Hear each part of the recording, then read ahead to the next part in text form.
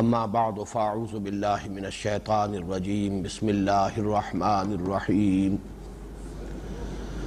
یا ایہا الناس اعبدوا ربکم الذی خلقکم والذین من قبلکم لعلکم تتقون الذی جعل لکم الارض فراشا والسماء بناء وانزل من السماء ماء فأخرج به من الثمرات رزقا لكم فلا تجعلوا لله أندادا وأنتم تعلمون وإن كنتم في ريب مما نزلنا على عبدنا فأتوا بسورة من مثله وادعوا شهداءكم من دون الله إن كنتم صادقين فإن لم تفعلوا ولن تفعلوا فاتقوا النار التي وقودها الناس والحجارة أعدت للكافرين وبشر الذين آمنوا وعملوا الصالحات أن لهم جنات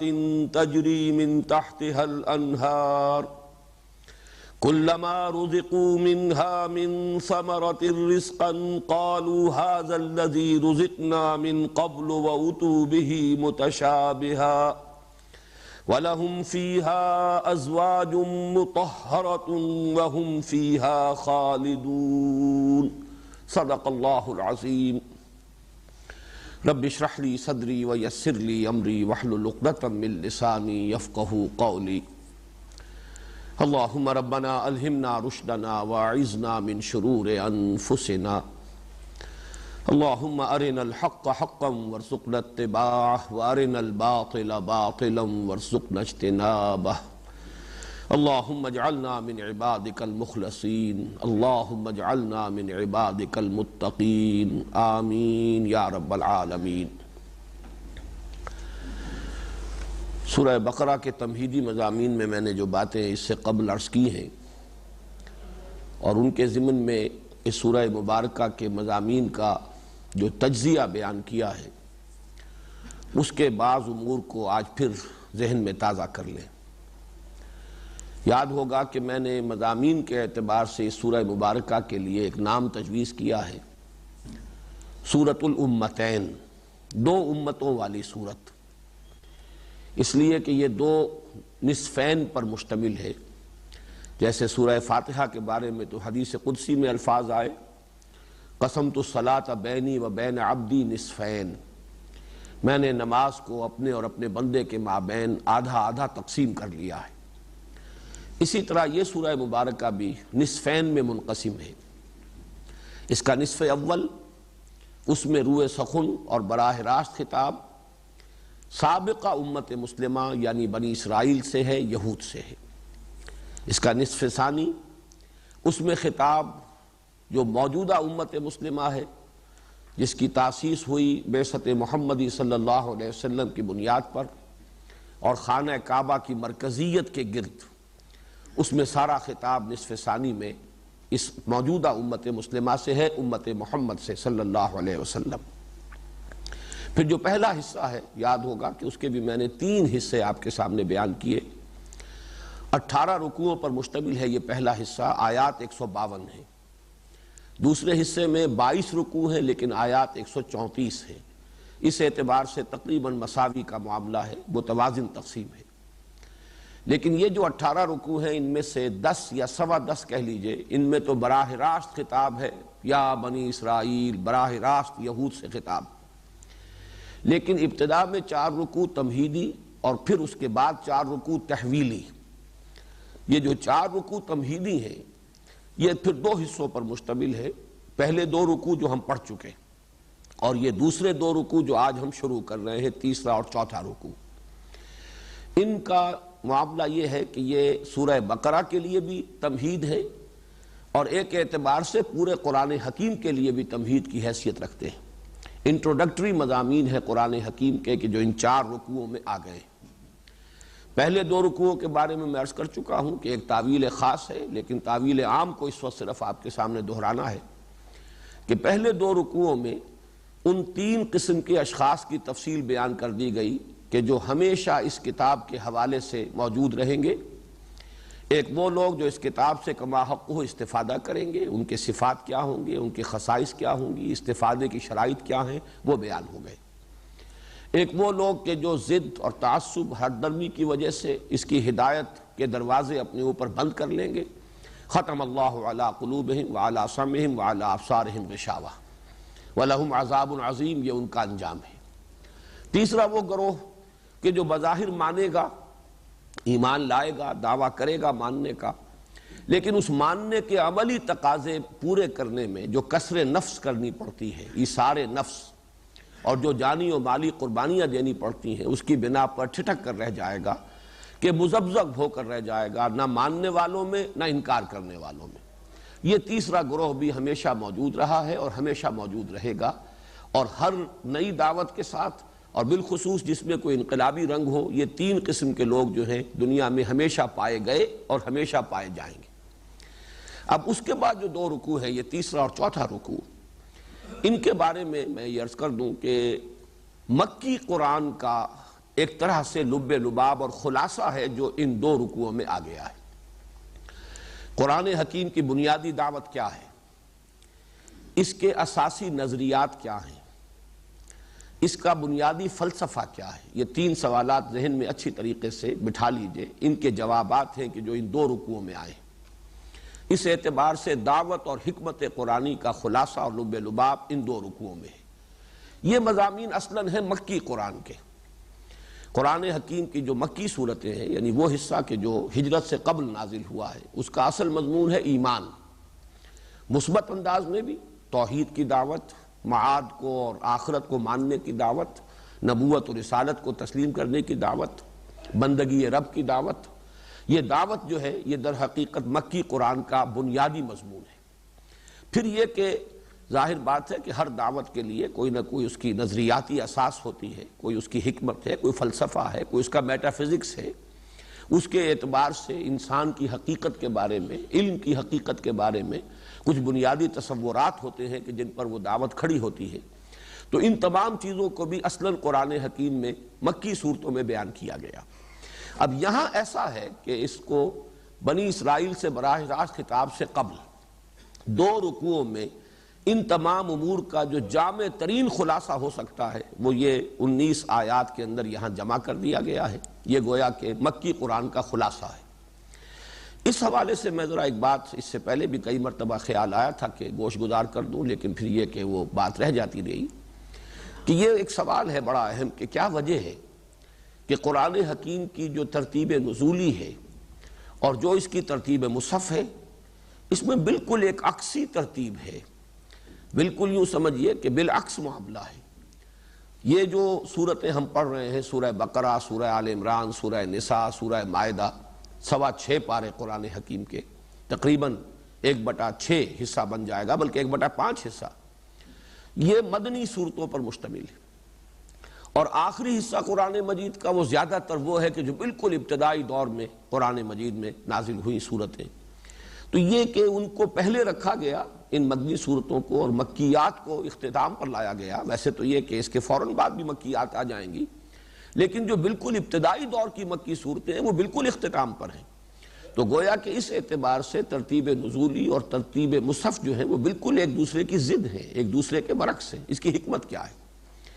میرے مطالعے کی حد تک اس سوال سے اول تو اکثر و بیشتر حضرات نے تو اعتنا ہی نہیں کیا، کسی نے کیا بھی ہے تو کوئی ایسی قابل ذکر بات میرے علم میں نہیں آئی ہے کہ جو میں سمجھوں کہ اس کی کوئی صحیح اور قابل قبول توجیہ جس میں ہو رہی ہو، سوائے ایک توجیہ کے جو محمد مارمیڈیوک پکتھال نے کی ہے۔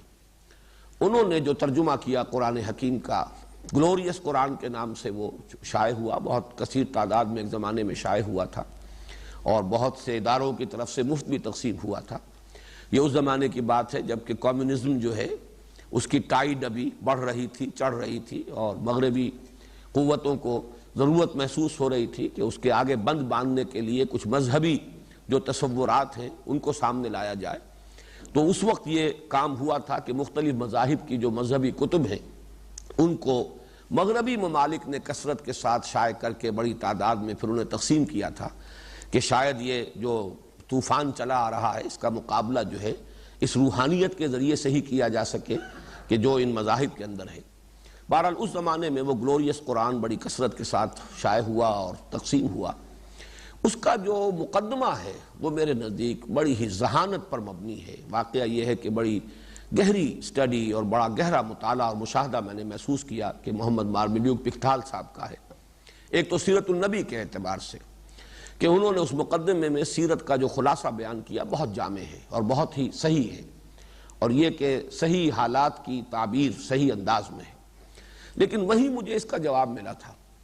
انہوں نے اس کی جو توجیہ بیان کی ہے وہ یہ ہے کہ جب قرآن نازل ہو رہا تھا اس وقت ترتیب یہ تھی کہ پہلے ایمان کی ضرورت تھی، اس کے بعد عمل کا معاملہ تھا، اس لیے کہ ابھی ایک نئی دعوت، نیا فلسفہ، نیا نظریہ، نئی فکر، نئی سوچ، نئے عقائد سے انٹروڈیوس کرنا تھا، اس لیے وہاں ایمان کی اہمیت زیادہ تھی اور عمل کا معاملہ، قانون کا معاملہ، احکام کا معاملہ، اوامر و نواہی کا معاملہ یہ ثانوی درجے میں تھا۔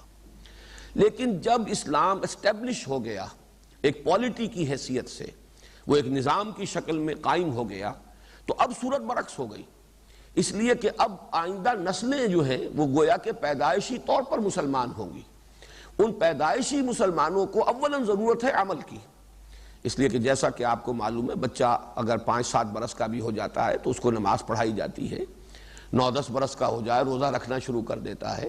تو یہ چونکہ اب ایک تمدن، ایک تہذیب، ایک کلچر، ایک نظام، ایک قانون یہ ہے کہ جو اسلام کی بنیاد پر قائم ہو چکا ہے، لہٰذا اب احکام کی اہمیت زیادہ ہو گئی ہے بنسبت ایمان کے۔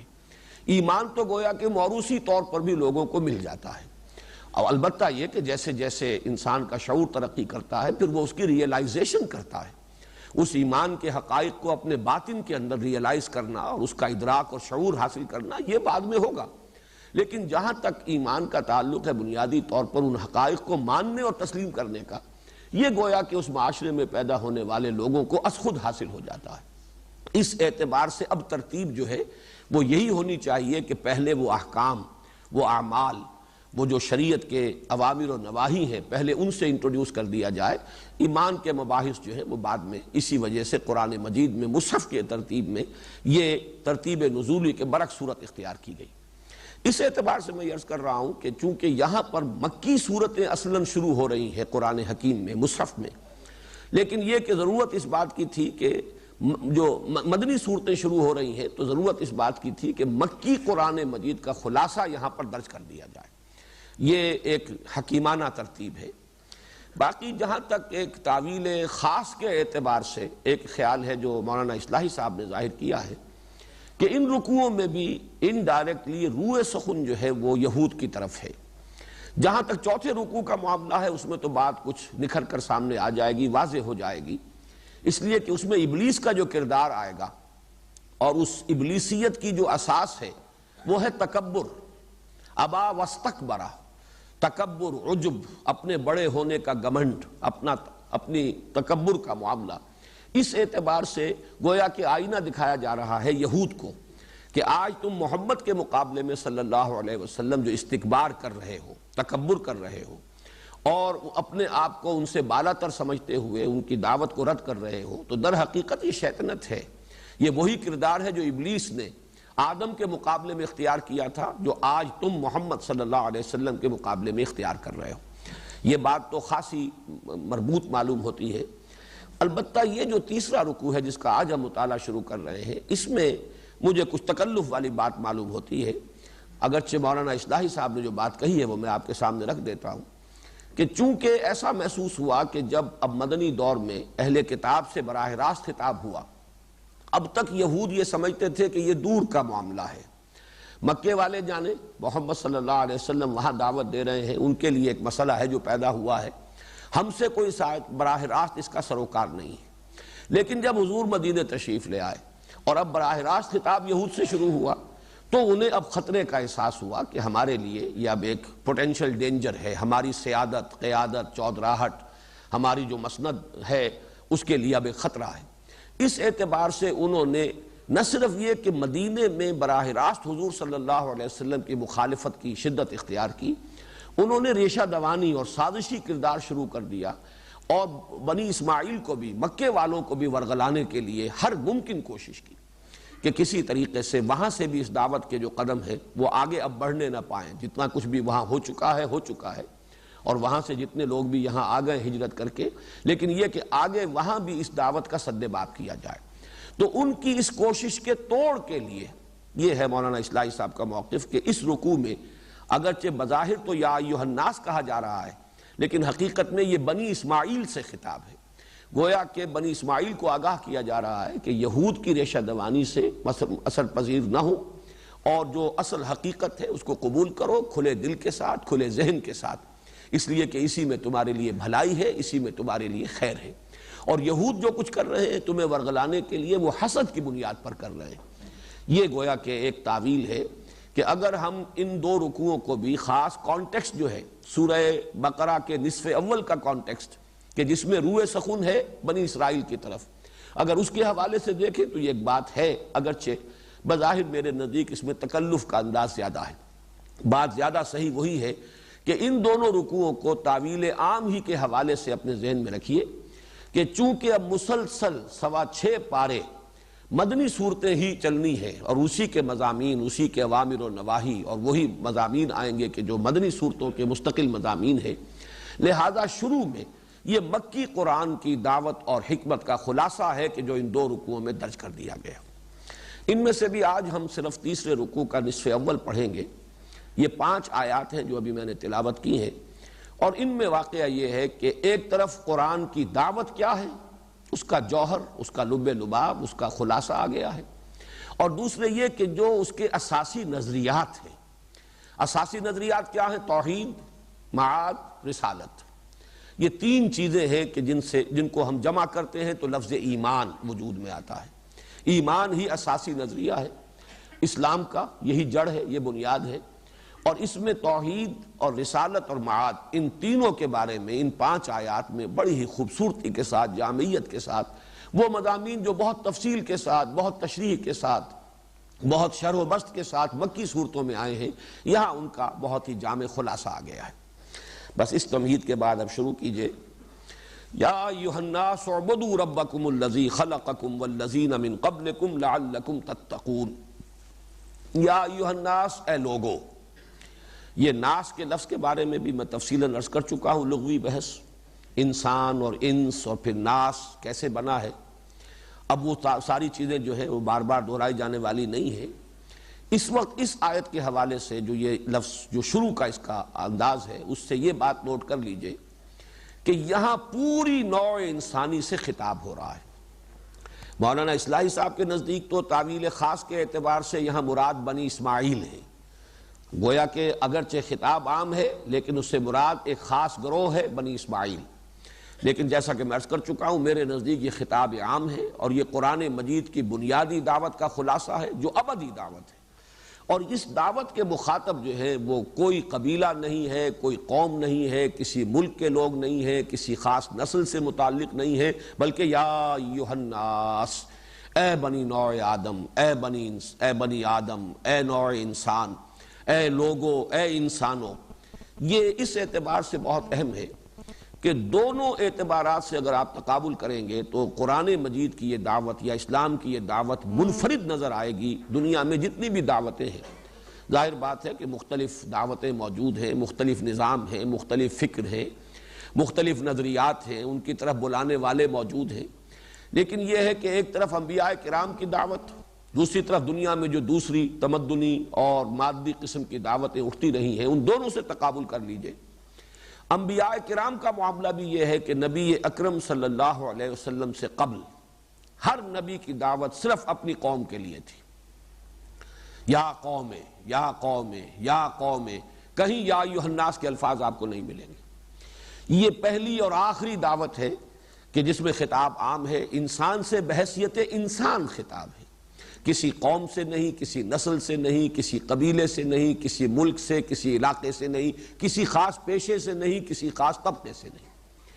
اس میں یہاں تک نوٹ کر لیجئے کہ صرف ایک ہے سابقہ انبیاء میں سے حضرت مسیح علیہ السلام جن کے بارے میں یہ گمان ہو سکتا ہے کہ ان کی دعوت بھی آفاقی ہو گئی، بین الاقوامی ہو گئی، ملکوں اور علاقوں اور نسلوں سے آگے پھیل گئی۔ لیکن یہ کہ یہ معاملہ بھی از روئے قرآن اس بات کو ذہن میں رکھیے کہ یہ بھی در حقیقت پولزم ہے۔ پول نے جو ترمیمیں کی ہیں حضرت مسیح علیہ السلام کی تعلیمات میں سے، اس کا مظہر یہ ہے، ورنہ قرآن مجید نے صراحت کے ساتھ کہا ہے حضرت مسیح کے بارے میں رسولاً الی بنی اسرائیل، وہ رسول تھے بنی اسرائیل کی طرف۔ اور حضرت مسیح کے اپنے الفاظ موجود ہیں بائبل میں کہ میں صرف اسرائیل کے گھرانے کی کھوئی ہوئی بھیڑوں کی تلاش میں آیا ہوں۔ یہ الفاظ جو کہ تو موجود ہیں، اب بھی موجود ہیں، میں صرف اسرائیل کے گھرانے کی کھوئی ہوئی بھیڑوں کی تلاش میں آیا ہوں۔ اور ایک تو انداز جو ہے وہ ذرا معلوم ہوتا ہے کہ کچھ نامناسب سا انداز ہے، اور معلوم ہوتا ہے کہ اس میں تحریف ہوئی ہے، کہیں کوئی الفاظ کچھ اور ہوں گے حضرت مسیح علیہ السلام کے، لیکن یہ کہ جنہوں نے بھی انہیں ریکارڈ کیا ہے اس میں کہیں کوئی رد و بدل ہو گیا ہے، وہ مناسب الفاظ معلوم نہیں ہوتے۔ کہ آپ نے روکا باقاعدہ کہ یہ دعوت جو اپنے شاگردوں کو جب تبلیغ کے لیے بھیج رہے تھے تو اس وقت جو ہدایات دی ہیں، جو بڑا طویل سرمن ہے بائبل کے اندر موجود، اس میں یہ بھی ہے کہ تم سوائے بنی اسرائیل کے اور کسی کے سامنے یہ دعوت پیش نہیں کرو گے، اور دیکھو کوئی بھی اپنے بچوں کے حصے کی روٹی کتوں کے آگے نہیں ڈالتا۔ یہ جینٹائلز کا جو تصور یہود کے ہاں ہے، گوئم اور جینٹائلز، کہ در حقیقت کامل انسان تو صرف ہم ہی ہیں، باقی یہ انسان نما حیوان ہے، ان سے ان کا معاملہ جو ہے ایک اعتبار سے ہم سے کمتر ہے، بظاہر انسان ہے حقیقتاً انسان نہیں ہے۔ تو وہ گوئم اور جینٹائلز کے الفاظ استعمال کرتے ہیں، معلوم ہوتا ہے وہی ذہنیت ہے جو یہاں آ گئی ہے۔ حضرت مسیح نے صرف یہ کہا ہوگا کہ تمہاری ذمہ داری جو ہے وہ صرف بنی اسرائیل تک اس دعوت کو پہنچا دینے کی ہے، لیکن اس کی تعبیر کا انداز جو بھی اس کے مرتب کرنے والے اور جو بھی اس کے ریکارڈ کرنے والے ہیں، ان کی اپنی ذہنیت اس میں شامل ہوئی ہے کہ کوئی شخص بھی اپنے بچوں کے حصے کی روٹی کتوں کے آگے نہیں ڈالتا۔ لیکن میں نے اس وقت صرف اس کو کوٹ کیا اس حوالے سے کہ قرآن اور بائبل دونوں اس پر متفق ہیں کہ حضرت مسیح علیہ السلام کی بعثت بھی صرف ایک قوم کی طرف تھی، ایک نسل کی طرف تھی۔ صرف محمد الرسول اللہ صلی اللہ علیہ وسلم کی بعثت ہے جو پوری نوع انسانی کے لیے۔ یہی وہ بات ہے جو سورہ سبا میں واضح الفاظ میں صراحت کے ساتھ بھی کہی گئی، وَمَا أَرْسَلْنَاكَ إِلَّا كَافَّةً لِلنَّاسِ بَشِيرًا وَنَذِيرًا، اے محمد ہم نے آپ کو نہیں بھیجا ہے مگر تمام نوع انسانی کے لیے بشیر اور نذیر بنا کر۔ وہ بات وہاں صراحت کے ساتھ آئی ہے، یہاں صرف اس لفظ کے حوالے سے یا ایھا الناس۔ تو گویا کہ سابقہ انبیاء اور رسل کی دعوت میں بھی کوئی اس کی نظیر نہیں ہے کہ پوری نوع انسانی سے خطاب ہوا ہو۔ اگرچہ اس کا تعلق نوٹ کر لیجئے، میں نے یہ مضامین اپنی ایک کتاب میں ان پر تفصیلاً بحث کی ہے۔ نبی اکرم صلی اللہ علیہ وسلم کا مقصد بعثت وہ یہ کہ ایک بنیادی تصور رسالت و نبوت ہے اور ایک تکمیل رسالت کا مرحلہ ہے جو محمد الرسول اللہ صلی اللہ علیہ وسلم پر ہوا ہے۔ اس اعتبار سے فرق کیا ہے بنیادی مقصد رسالت اور تکمیلی جو مقصد ہے رسالت کا، اس میں کیا فرق و امتیاز ہے، اس میں نے یہ باتیں بیان کی ہیں کہ اس کا تعلق ہم کہہ سکتے ہیں کہ جو انسان کی تمدنی ترقی ہوئی ہے، خاص طور پر جو سائنٹیفک ترقی ہوئی ہے، اس کے ساتھ ہے کہ حضور صلی اللہ علیہ وسلم کی بعثت سے قبل یہ ممکن ہی نہیں تھا، فزیکلی امپاسبل تھا کہ کوئی ایک دعوت جو ہے وہ پوری نوع انسانی کو پہنچائی جا سکے۔ ابھی ذرائع رسل و رسائل اتنے تھے ہی نہیں، ابھی فاصلے تھے، انسان دور دور ایک دوسرے سے بالکل یعنی یوں سمجھیے کہ اجنبیت لیے ہوئے مختلف علاقوں کے اندر بس رہا تھا، ان کے درمیان وہ کمیونیکیشنز نہیں تھے، ذرائع رسل و رسائل نہیں تھے، اس اعتبار سے فزیکلی پاسبل بھی نہیں تھا۔ یہی وجہ ہے کہ اس سے پہلے نبوتیں آئیں، وَلِكُلِّ قَوْمٍ ہاد، ہر قوم کے لیے ہم ہادی بھیجتے رہے۔ وَإِن مِّن قَرْيَةٍ إِلَّا خَلَا فِيهَا نَذِيرٌ، کوئی ایسی بستی نہیں گزری ہے کہ جس میں کوئی خبردار کرنے والا نہ آیا ہو، یہ اپنی جگہ پر ہے۔ لیکن یہ کہ کسی بھی نبی کی دعوت اس طرح کی آفاقی نہیں تھی کہ جس میں خطاب کیا جا رہا ہو پوری نوع انسانی کو، یہ خاصہ ہے دعوت محمدی کا صلی اللہ علیہ وسلم یا دعوت قرآنی کا۔ اسی طریقے سے اس کا تقابل کیجئے دنیا میں جو دوسری دعوتیں ہوتی ہیں، جو بھی کوئی تحریکیں اٹھتی ہیں اور ان کے اندر اپیل کی جاتی ہے، ہر تحریک جو ہے کسی نہ کسی کو تو اپنا مخاطب بناتی ہے، مخاطب اولین، اس میں بھی آپ دیکھیں گے کہ انسان کو بحیثیت انسان خطاب کرنے والی کوئی دعوت نہیں، لیکن اس لیے کہ قومی دعوتیں ہوتی ہیں ملک کی عظمت کا نعرہ لگایا جاتا ہے، قوم کی برتری اور قوم کی عزت اس کے حوالے سے لوگوں کو اپیل کیا جاتا ہے کہ آؤ جمع ہو جاؤ، ڈیفینڈ کرو اپنے آپ کو، اپنی عزت کو اور اپنی وجاہت کو اور اپنی حیثیت کو. یا یہ کہ زیادہ سے زیادہ آپ کہہ سکتے ہیں کہ بین الاقوامی سطح پر کوئی دعوت اٹھی تھی تو وہ یہ کمیونزم کی دعوت تھی. لیکن اس میں بھی طبقاتی تقسیم تھی، دنیا بھر کے مزدوروں جمع ہو جاؤ.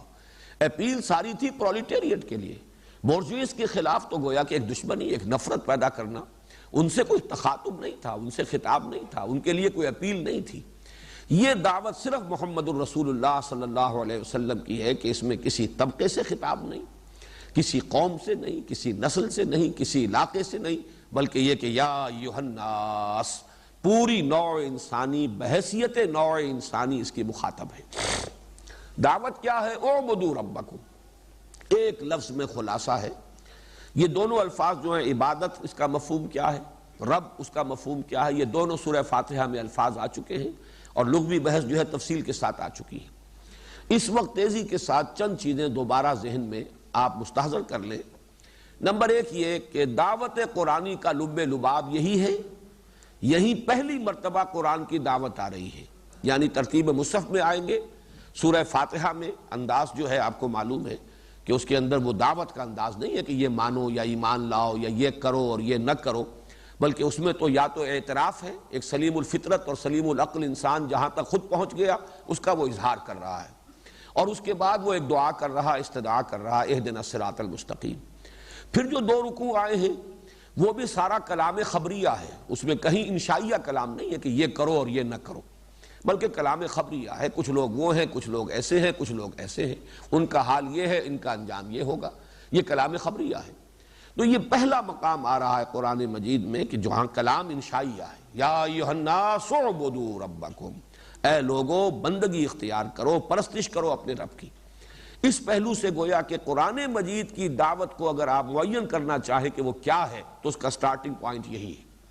اور اسی کے اعتبار سے سورہ ہود کی ابتدائی دو آیات جو ہیں وہ ذہن میں رہنی چاہیے. الف لام را کتاب احکمت آیاتہ ثم فصلت من لدن حکیم خبیر اللہ تعبدوا الا اللہ. یہ ہے دعوت. الف لام را یہ ایک ایسی کتاب ہے کہ جو محکم کی گئی ہیں، اس کی آیات بڑی پختہ کی گئی، پھر ان کی تفصیل کی گئی اس ہستی کی جانب سے کہ جو علیم ہے اور خبیر ہے، حکیم ہے. اور یہ کس لیے نازل ہوئی؟ اللہ تعبدوا الا ایاہ، اللہ کے سوا کسی اور کی بندگی مت کرو. تو ایک ہی اسلوب ہوا، ایک مثبت ہے اعبدوا ربکم الذی خلقکم والذین من قبلکم، و یہاں ہے لا تعبدوا الا اللہ، مت بندگی کرو، پرستش کرو اللہ کے سوا کسی کی. یہ گویا کہ اسی کا منفی اسلوب ہے. تو قرآن کی دعوت کا لب لباب اور خلاصہ ان دو الفاظ میں ہے. پھر یہ کہ اگر آپ مکی صورتوں میں جو تفصیل سے تمام رسولوں کا تذکرہ آتا ہے، حضرت نوح کی دعوت کیا تھی، حضرت ہود کی دعوت کیا تھی، حضرت صالح کی دعوت کیا تھی، تو بار بار سورہ شورا میں اور سورہ اعراف میں اور مختلف مقامات پر جہاں ترتیب کے ساتھ یہ چیزیں بیان ہوئی ہیں تو وہاں آپ کو دو اسلوب ملیں گے. ان کی دعوت کیا تھی؟ ان اعبدوا اللہ ما لکم من الہ غیرہ، ان اعبدوا اللہ واتقوہ واطیعون، اللہ کی بندگی کرو، تمہارا اس کے سوا کوئی معبود نہیں. اللہ کی بندگی کرو، اس کا تقوی اختیار کرو اور میری اطاعت کرو. بات مکمل جہاں ہوگی وہاں دعوت توحید کے ساتھ رسالت کی دعوت کو قبول کرنا بھی لازم. ان اعبدوا اللہ واطیعون، اللہ کی بندگی کرو، میری اطاعت کرو. میں اللہ کا نمائندہ ہوں، اس کی پرستش، اس کی بندگی ہوگی میری اطاعت کے ذریعے سے. اور جہاں اس دوسرا جو نقطہ ہے اس کو واضح نہیں کیا جاتا، ان اعبدوا اللہ ما لکم من الہ غیرہ، اللہ کی بندگی کرو، تمہارا کوئی الہ اور معبود اس کے سوا نہیں. پھر اس سے بھی آگے بڑھ کر یہ بات کہ قرآن حکیم کے روح سے جنوں اور انسانوں کا مقصد تخلیق ہی یہ ہے. جیسے کہ سورہ زاریات میں فرمایا وَمَا خَلَقْتُ الْجِنَّ وَالْإِنسَ إِلَّا لِيَعْبُدُونَ، میں نے نہیں پیدا کیا ہے جنوں کو اور انسانوں کو مگر صرف اسی لیے کہ میری بندگی کریں، میری پرستش کریں، میری اطاعت کریں. اب اس میں جو لغوی مفہوم ہے اس میں جو میں بیان کر چکا ہوں، پھر صرف اس وقت ذہن میں تازہ کرنے کے لیے کہ عربوں میں یہ لفظ استعمال ہوتا تھا تذلل کے لیے، تعبد، تذلل، بچھ جانا کسی کے سامنے، مطیع و منقاد ہو جانا، اسی کا مطیع فرمان بن جانا۔ چنانچہ ان کے ہاں لفظ استعمال ہوتا تھا البعیر المعبد، جیسے کہ آپ گھوڑے کو یہاں سداتے ہیں، اگر اسے تانگے میں جوتنا ہے تو پہلے سدانا پڑتا ہے، یا سواری کے لیے بھی بریکنگ جسے آپ کہتے ہیں، تو جو گھوڑا یا جو اونٹ جو ہے وہ پوری طرح سدھا لیا جائے کہ اب اس پر سواری کی جا سکے، وہ ہے البعیر المعبد، اس لیے کہ اب وہ آپ کا حکم مانتا ہے، آپ کے اشاروں پر حرکت کرتا ہے، وہ سمجھ جاتا ہے گھٹنے کی ذرا سی ایڑ سے کہ وہ اب میرا جو سوار چاہتا ہے کہ میں تیز دوڑوں، ذرا سا اشارہ لگام کا اس کو وہ سمجھتا ہے کہ وہ چاہتا ہے کہ اب میں رک جاؤں۔ تو یہ تمام چیزیں جو ہیں معبد ہے، یہ گویا کہ اب پوری طرح مطیع اور منقاد ہو گیا ہے۔ اسی طرح الطریق المعبد کہتے تھے، راستہ جو ہے جس پر مسلسل لوگ چلتے رہیں، جیسے ہم پگڈنڈیاں بن جاتی ہیں مسلسل چلنے سے، تو وہاں وہ راستہ جو ہے دب جاتا ہے، مٹی دبی ہوئی ہے، بیٹھی ہوئی ہے، اس کو بھی کہتے ہیں کہ وہ کہ جو راستہ پامال ہو چکا ہے، اور وہ اس اعتبار سے اب وہ گویا کہ اس کے اندر ہمواری آ چکی ہے، اونچ نیچ نہیں ہے۔ تو یہ پامال ہو جانا راستے کا، تو راستہ جو اس منزل سے گزر چکا ہو اس مرحلے سے، وہ الطریق المعبد ہے۔ وہ دو حوالے بھی میں دے چکا ہوں کہ فرعون نے حضرت موسیٰ علیہ السلام پر جو پھپتی چست کی تھی کہ حضرت موسیٰ اور حضرت ہارون جب آئے ہیں اس کے دربار میں اور دعوت پیش کی ہے، تو اس نے کہا ہے اپنے بڑے ہی فخری انداز میں اور استحقار کے انداز میں، قومہما لنا عابدون، ان کی قوم جو ہے وہ تو ہمارے لیے ہماری عابد ہے، مطیع ہے، ہمارے سامنے ذلیل و خوار ہے اور ہمارے زیر فرمان ہے، تو ان کو کیسے جرأت ہوئی کہ وہ آئے ہیں ہمیں کوئی پیغام دینے کے لیے اور ہم سے کوئی تقاضا اور مطالبہ کرنے کے لیے۔ اور حضرت موسیٰ علیہ السلام نے بھی یہی لفظ استعمال کیا، وَتِلْكَ نِعْمَةٌ تَمُنُّهَا عَلَيَّ أَنْ عَبَّدْتَ بَنِي اسرائیل، تم نے جو بنی اسرائیل کو اپنا غلام بنا لیا ہے اور جکڑ لیا ہے اور انہیں اپنے ماتحت کیا ہوا ہے، زیر نگی کیا ہوا ہے، تو تم اس کو تو بھول گئے ہو، اور صرف چونکہ میں تمہارے محل میں پلا ہوں تو وہ احسان مجھ پر تم جتا رہے ہو۔ پوری قوم کو ذلیل و خوار کیا ہے یہ تمہیں نظر نہیں آ رہا، اور ایک فرد پر اگر کوئی احسان ہو گیا ہے کہ وہ محل میں پل گیا تھا، أَلَمْ نُرَبِّكَ فِينَا وَلِيدًا، کیا ہم نے ہی نہیں پالا پوسا تھا تمہیں اپنے ہاں جبکہ تم چھوٹے سے تھے؟ تو گویا کہ ہمارے ہی ہاں پل کر اور اب تم جو ہے ہماری ہی بلی ہم ہی کو میاؤں کر رہے ہو۔ تو اس پر جواب جو دیا حضرت موسیٰ نے، وَتِلْكَ نِعْمَةٌ تَمُنُّهَا عَلَيَّ أَنْ عَبَّدْتَ بَنِي اسرائیل، تو گویا کہ اصل مفہوم جو ہے اس لفظ کا اس کو نوٹ کر لیجئے کہ وہ تذلل ہے۔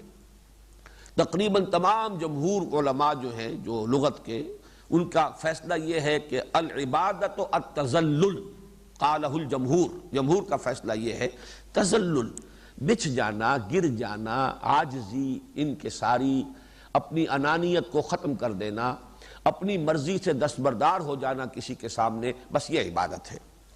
البتہ یہ کہ اس کے اندر جو اصل روح ہے، وہ روح محبت کی جب پیدا ہوگی تو وہ عبادت جو ہے مذہبی پیدا ہوگی۔ ایک عبادت ہے، ایک غلامی ہے، خالص سیاسی کانسیپٹ۔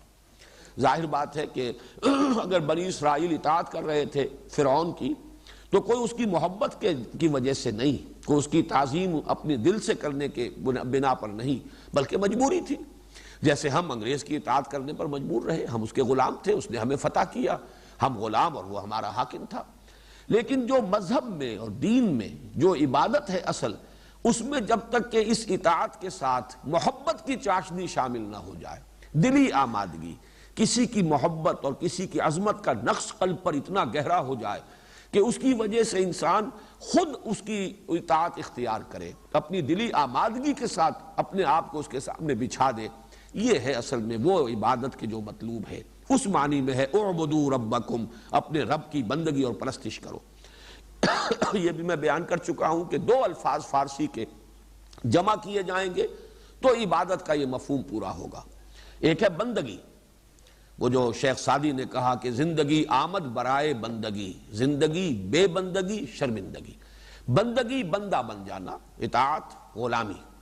اور ایک ہے پرستش، پرستش کے اندر کسی کی محبت ہوتی ہے، کسی کی عظمت کا کوئی نقش ہوتا ہے، کسی سے کوئی والہانہ عشق ہوتا ہے، کسی کی کوئی احسان مندی کا جذبہ ہوتا ہے، جیسے کہ میں سورہ فاتحہ کے ذیل میں عرض کر چکا ہوں کہ اصل میں شکر ہی کا جذبہ ہے جو عبادت کے جذبے کی شکل اختیار کرتا ہے۔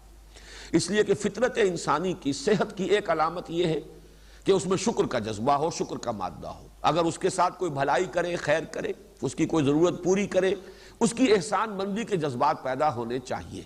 اگر ہو گئے ہیں پیدا تو یہ صحت جو ہے یہ صحت فطرت کی علامت ہے. نہیں ہو رہے تو معلوم ہوا کہ فطرت جو ہے مسخ ہو چکی ہے، پرورٹ ہو چکی ہے، اس کے سوتے خشک ہو چکے ہیں. پھر اسی کا ایک تقاضا یہ ہے اسی فطرت کا کہ جس نے آپ کے ساتھ بھلائی کی ہے آپ بھی اس کے ساتھ کوئی بھلائی کریں، کوئی بدلہ دیں، کسی درجے میں اس کو جزا دیں، کوئی تو مبادلہ ہو جائے، کوئی خدمت اس کی کریں کسی انداز میں.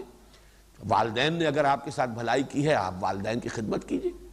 کبھی کسی پڑوسی نے آپ کے ساتھ کوئی بھلا کام کیا آپ بھی تلاش میں رہیں گے، کوئی موقع ملے میں بھی اس کے احسان کا بدلہ چکا لوں.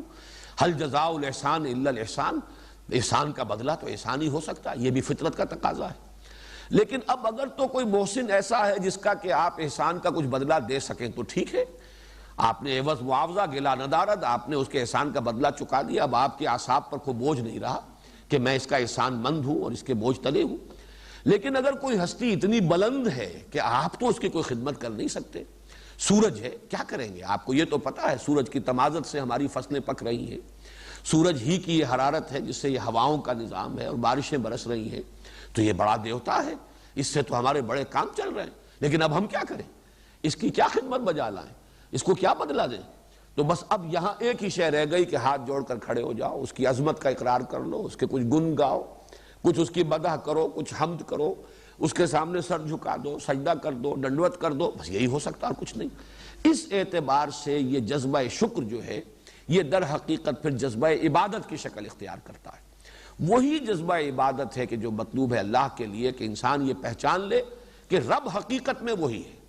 ربوبیت چاہے میری کتنی ہی مختلف گوشوں سے ہو رہی ہو، سورج کا بھی اس میں حصہ ہے، چاند کا بھی اس میں حصہ ہے، ہواؤں کا بھی حصہ ہے، پانی کا بھی حصہ ہے، نباتات کا بھی حصہ ہے، والدین کا بھی حصہ ہے، قوم اور قبیلے کا بھی حصہ ہے، یہ سب کا حصہ ہے. میری ربوبیت، میری ضروریات کی باہم رسانی کا یہ نہ معلوم کتنا لمبا نظام ہے.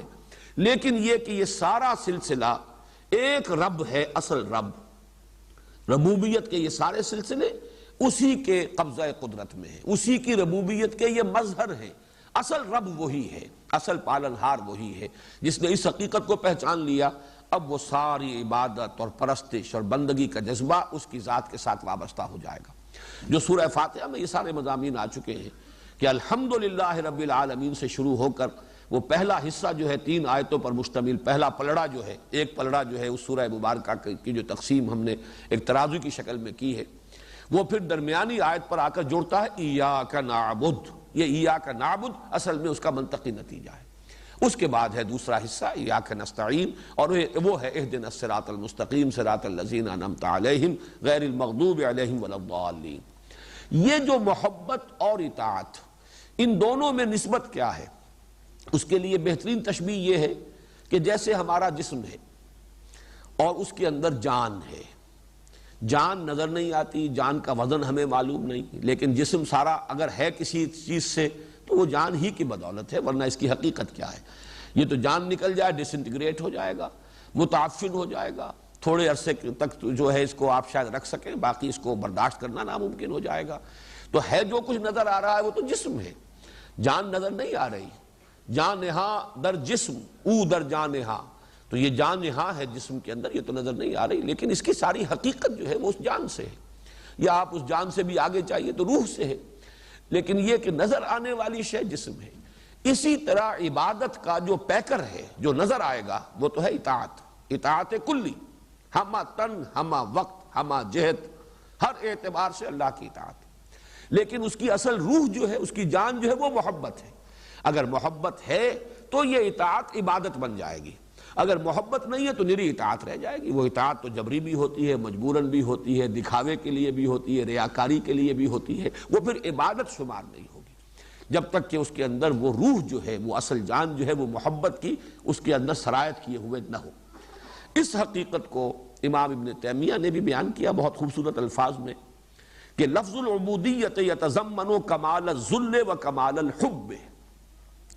عبودیت کا لفظ جو ہے یہ 2 چیزوں کو متضمن ہے، 2 چیزوں کو جمع کر دیتا ہے، 2 چیزوں کو اپنے اندر سمو لیتا ہے. کمال الذل، ہر آخری درجے کا تذلل، بچ جانا، اور کسی کے سامنے انکساری، اپنے آپ کو بچھا دینا، وکمال الحب، اور حد درجے کی محبت، دونوں چیزیں اپنی انتہا کو پہنچی ہوئی ہوں اور جمع ہو جائیں تو یہ لفظ العبودیہ جو ہے اس کا تقاضا پورا ہوگا۔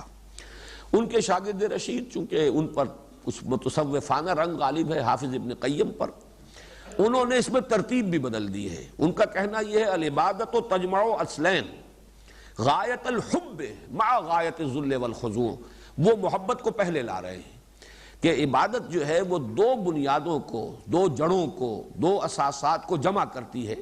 العبادت تجمع اصلین غایت الحب، انتہا درجے کی محبت اللہ کی، مع غایت الذل والخضوع، اس کے ساتھ ہی حد درجے کی تذلل، عاجزی، انکساری، بچھ جانا اور اللہ کے سامنے جھک جانا، جھکاؤ، یہ دونوں چیزیں جو ہیں لازم و ملزوم ہیں۔ اب اس میں جو بات سمجھنے کی ہے وہ یہ ہے کہ عبادت اور عبادات کا اصل تعلق کیا ہے۔ ہمارے دور زوال میں بدقسمتی سے ہمارا تصور عبادت محدود ہوتا چلا گیا، وہ عبادات تک محدود ہو گیا۔ نماز، روزہ، حج، زکوٰۃ جو موڈز آف ورشپ ہیں، جو عبادات ہیں، جو معین افعال ہیں جو ہم پر فرض کیے گئے، نماز فرض ہے، روزہ فرض ہے، زکوٰۃ فرض ہے، حج فرض ہے، یہ کچھ موڈز ہیں، یہ کچھ ان کو آپ رسم بھی کہیں تو کوئی بری بات نہیں ہے، اس لیے کہ رسم کے لفظی معنی ہے کسی شے کا ظاہری جو اس کا ظہور ہوتا ہے۔ رسم الخط، اس رسم کے ذریعے سے ہم حروف کو ظاہر کرتے ہیں، تو رسم جو ہے وہ کوئی بری شے نہیں ہے۔ ویسے یہ کہ اگر صرف رسم ہی پر انسان کی نگاہ جم جائے، ریچولزم جسے ہم کہتے ہیں، رسم پرستی، تو وہ یقیناً غلط ہوگی، لیکن ظاہر بات ہے کہ لطافت بے کثافت جلوہ آرا ہو نہیں سکتی۔ ہر لطیف حقیقت کو اپنے ظہور کے لیے کسی نہ کسی کثیف میڈیم کی ضرورت ہے، وہ کثیف میڈیم ہوگا تو لطیف حقیقت ظاہر ہوگی، ورنہ اس کی کوئی حقیقت سامنے نہیں آ سکے گی۔ تو لطافت بے کثافت جلوہ آرا ہو نہیں سکتی، اسی لیے وہ جذبہ جو ہے وہ کسی نہ کسی رسم جو ہے اس کا محتاج ہے اپنے ظہور کے لیے۔ تو یہ رسومات عبادت ہیں کہ جو ہمیں نماز، روزہ اور حج اور زکوٰۃ کی شکل میں دی گئی ہیں، لیکن یہ ہوا یہ کہ ہمارا صدیوں کا زوال جو ہوا اور دین نے جب مذہب کی شکل اختیار کر لی، صرف ریچولزم رہ گیا، رہ گئی رسم اذاں روح بلالی نہ رہی، فلسفہ رہ گیا تلقین غزالی نہ رہی، تو پھر صرف انہی چیزوں تک عبادت کا تصور محدود ہو گیا۔ بحمداللہ اب جو دور ہے ہمارا، اس میں بہت سے اہل قلم کی کوششوں سے اور بہت سے مصنفین اور مفکرین اس دور میں جو سامنے آئے ہیں، ان کی اجتماعی جد و جہد کا نتیجہ یہ ہے کہ اب یہ حقیقت تو بالکل واشگاف ہو چکی ہے کہ عبادت سے مراد ہے پوری زندگی میں اللہ کی بندگی اور اطاعت، یہ اس کا ایک لازمی حصہ ہے، ورنہ تو در حقیقت ایک تناقض ہے، پھر تضاد ہے کہ نماز میں ہم کھڑے ہوں تو اللہ کی بندگی کر رہے ہیں، اور جب نماز سے فارغ ہو جائیں تو پھر اب اپنی منمانی، اپنے نفس پرستی، اپنے معاشرے کا جو چلن ہے یا جو بھی سکہ رواں ہے، اب ہم اس کی اطاعت شروع کر دیں، اس کی پیروی کریں، تو یہ تو لما تقولون ما لا تفعلون ہے۔ ہم آہنگی اسی صورت میں ہوگی کہ یہ بالکل ایک ہی رنگ ہو، بس یوں سمجھیے کہ نماز کی حالت میں وہ رنگ بہت گہرا ہے، اس لیے کہ ہمہ تن ہمہ وجوہ اسی پر ارتکاز ہے۔ انی وجہت وجہی للذی فطر السماوات والارض حنیفا وما انا من المشرکین، باقی ہر شے سے منقطع ہو کر، اپنا تعلق توڑ کر، اپنی توجہ کو ہٹا کر ارتکاز کی ہے توجہ کی اللہ تعالیٰ کی طرف۔ یہ گویا کہ اس عبادت کا رنگ یہاں گہرا ہے، باقی یہ کہ اس کے ساتھ ہم آہنگی ہونی چاہیے، اسی رنگ میں رنگی ہوئی پوری زندگی، اسی رنگ میں رنگا ہوا پورا انسان کا بیہیویئر، پورا طرز عمل، سارے معاملات اگر نہیں ہے تو یہ تناقض ہے، یہی پھر منافقت کی طرف انسان کو لے جانے والی شے ہے۔ اس اعتبار سے یہ تصور عبادت جو ہے میں سمجھتا ہوں کہ اب بہت حد تک لوگوں کے سامنے آ چکا ہے۔ البتہ اس میں یہ محبت والا پہلو، چونکہ یہ سابق زمانے میں کچھ صوفیہ کا موضوع رہا، ہماری بدقسمتی یہ بھی ہے کہ اڑائے کچھ ورق لالے نے، کچھ نرگس نے، کچھ گل نے، چمن میں ہر طرف بکھری ہوئی ہے داستاں میری، دین کے جو ایک حقیقت واحدہ تھی اس کے اجزاء کیے گئے، اور وہ اجزاء مختلف طبقات نے سنبھال لیے، وہ ان کی گویا کہ ایک ایکسکلوسیو ڈومین ان کا بن گیا، گویا محبت اور عشق کی بات تو کریں گے صرف صوفیہ، باقی جو فارم ہے، جو شکل ہے ظاہری، نماز کی، روزے کی، اس کے قوانین و قواعد، اس کی بات کریں گے فقہا، آزان کی صورت میں تھا، اس کے مختلف پہلو تقسیم ہوئے اور مختلف طبقات نے ایک ایک حصہ سنبھال لیا، اور اس کا پھر بعد میں کچھ مغایرت پیدا ہوئی ہے۔ ہمارے جو جدید مفکرین ہیں دین کے، اور ان میں دین کے جو داعی ہیں ان کو بھی شریک کرتا ہوں، جو احیائی تحریکیں چل رہی ہیں ان کے اندر جو لوگ بھی سرگرم ہیں، ان سب کو عام طور پر تصوف سے ایک قد ہے اور بعد ہے۔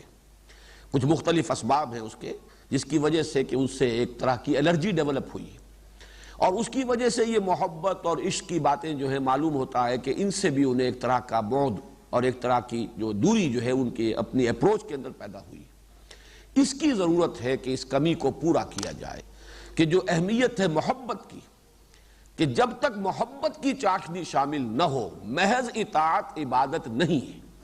اس کو پورے ایمفیسس کے ساتھ، پورے شد و مد کے ساتھ، پورے زور کے ساتھ، اور اسی لیے میں نے حافظ ابن قیم اور امام ابن تیمیہ رحمہم اللہ دونوں کی عبارتیں جو ہیں آپ کو پھر سنائی ہیں۔ اس پر میں نے ایک تقریر، جیسا کہ میں نے آپ کو بتایا 15-20 سال پہلے کی پرانی بات ہے، اور وہ تقریر میں نے اسی ایک آیت پر یا ایھا الناس اتقوا ربکم الذی خلقکم والذین من قبلکم لعلکم تتقون، اس پر ایک مکمل تقریر کی تھی، جو ابھی حال ہی میں پھر میثاق کے اکتوبر اور نومبر کے شماروں میں وہ دو قسطوں میں چھپ چکی ہے۔ جن حضرات کو دلچسپی ہو وہ اس کو لیں اور اس کا مطالعہ کریں۔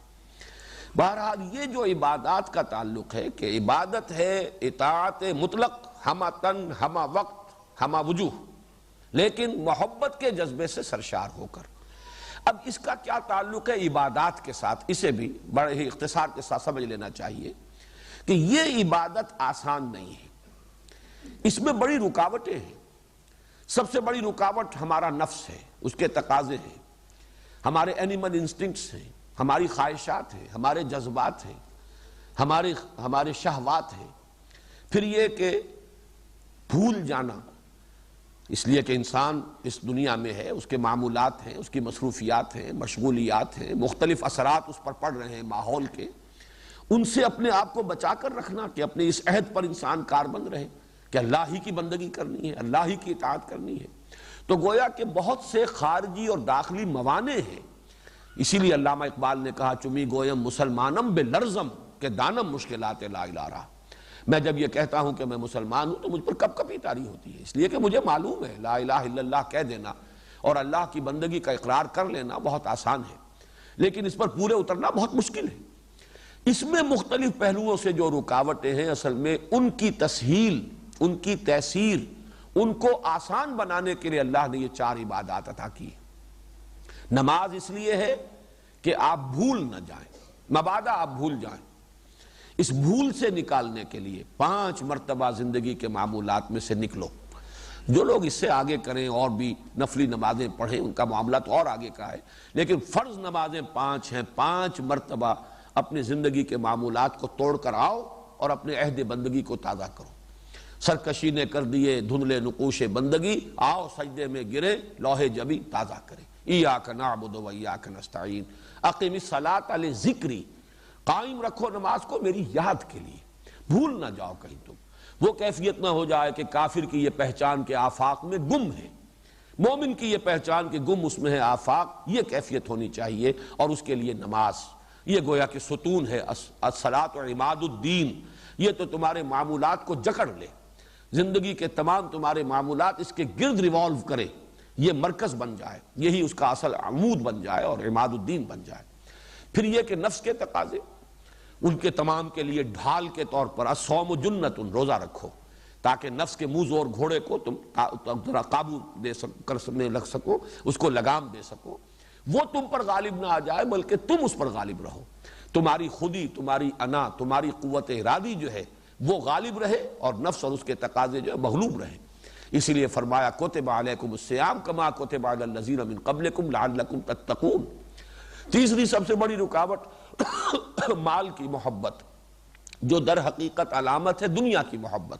دنیا کی محبت کا خلاصہ ہے مال کی محبت۔ اس کے لیے یہ کہ خرچ کرو، دو، انفاق، اللہ کی راہ میں زکوٰۃ، اور تزکیے کے معنی ہے پاک کرنا۔ یہ نجاست ہے جو تمہارے دل کے اندر لگی ہوئی ہے، اگر مال کی محبت کی نجاست لگی رہے گی تو تم جو ہے اس عبادت کے تقاضے کو پورا نہیں کر سکو گے، لہٰذا اس کو دھو، اور یہ مال اللہ کی راہ میں دو، وہ زکوٰۃ کی عبادت ہے۔ اور حج میں یہ تینوں جو حکمتیں ہیں جمع کر دی گئی، اس میں ذکر بھی ہے، تلبیہ ہے، شاعر اللہ ہے، پھر یہ کہ اس میں خرچ ہے، پیسے کا انفاق کا معاملہ ہے، اور پھر اس میں وہ احرام کے اندر وہ روزے سے مشابہ پابندیاں بھی ہیں۔ اس اعتبار سے یہ عبادات در حقیقت اس اصل عبادت کے راستے کی رکاوٹوں کو دور کرنے کے لیے اللہ تعالیٰ نے ہمیں یہ اعمال جو ہیں یہ عطا فرمائے ہیں۔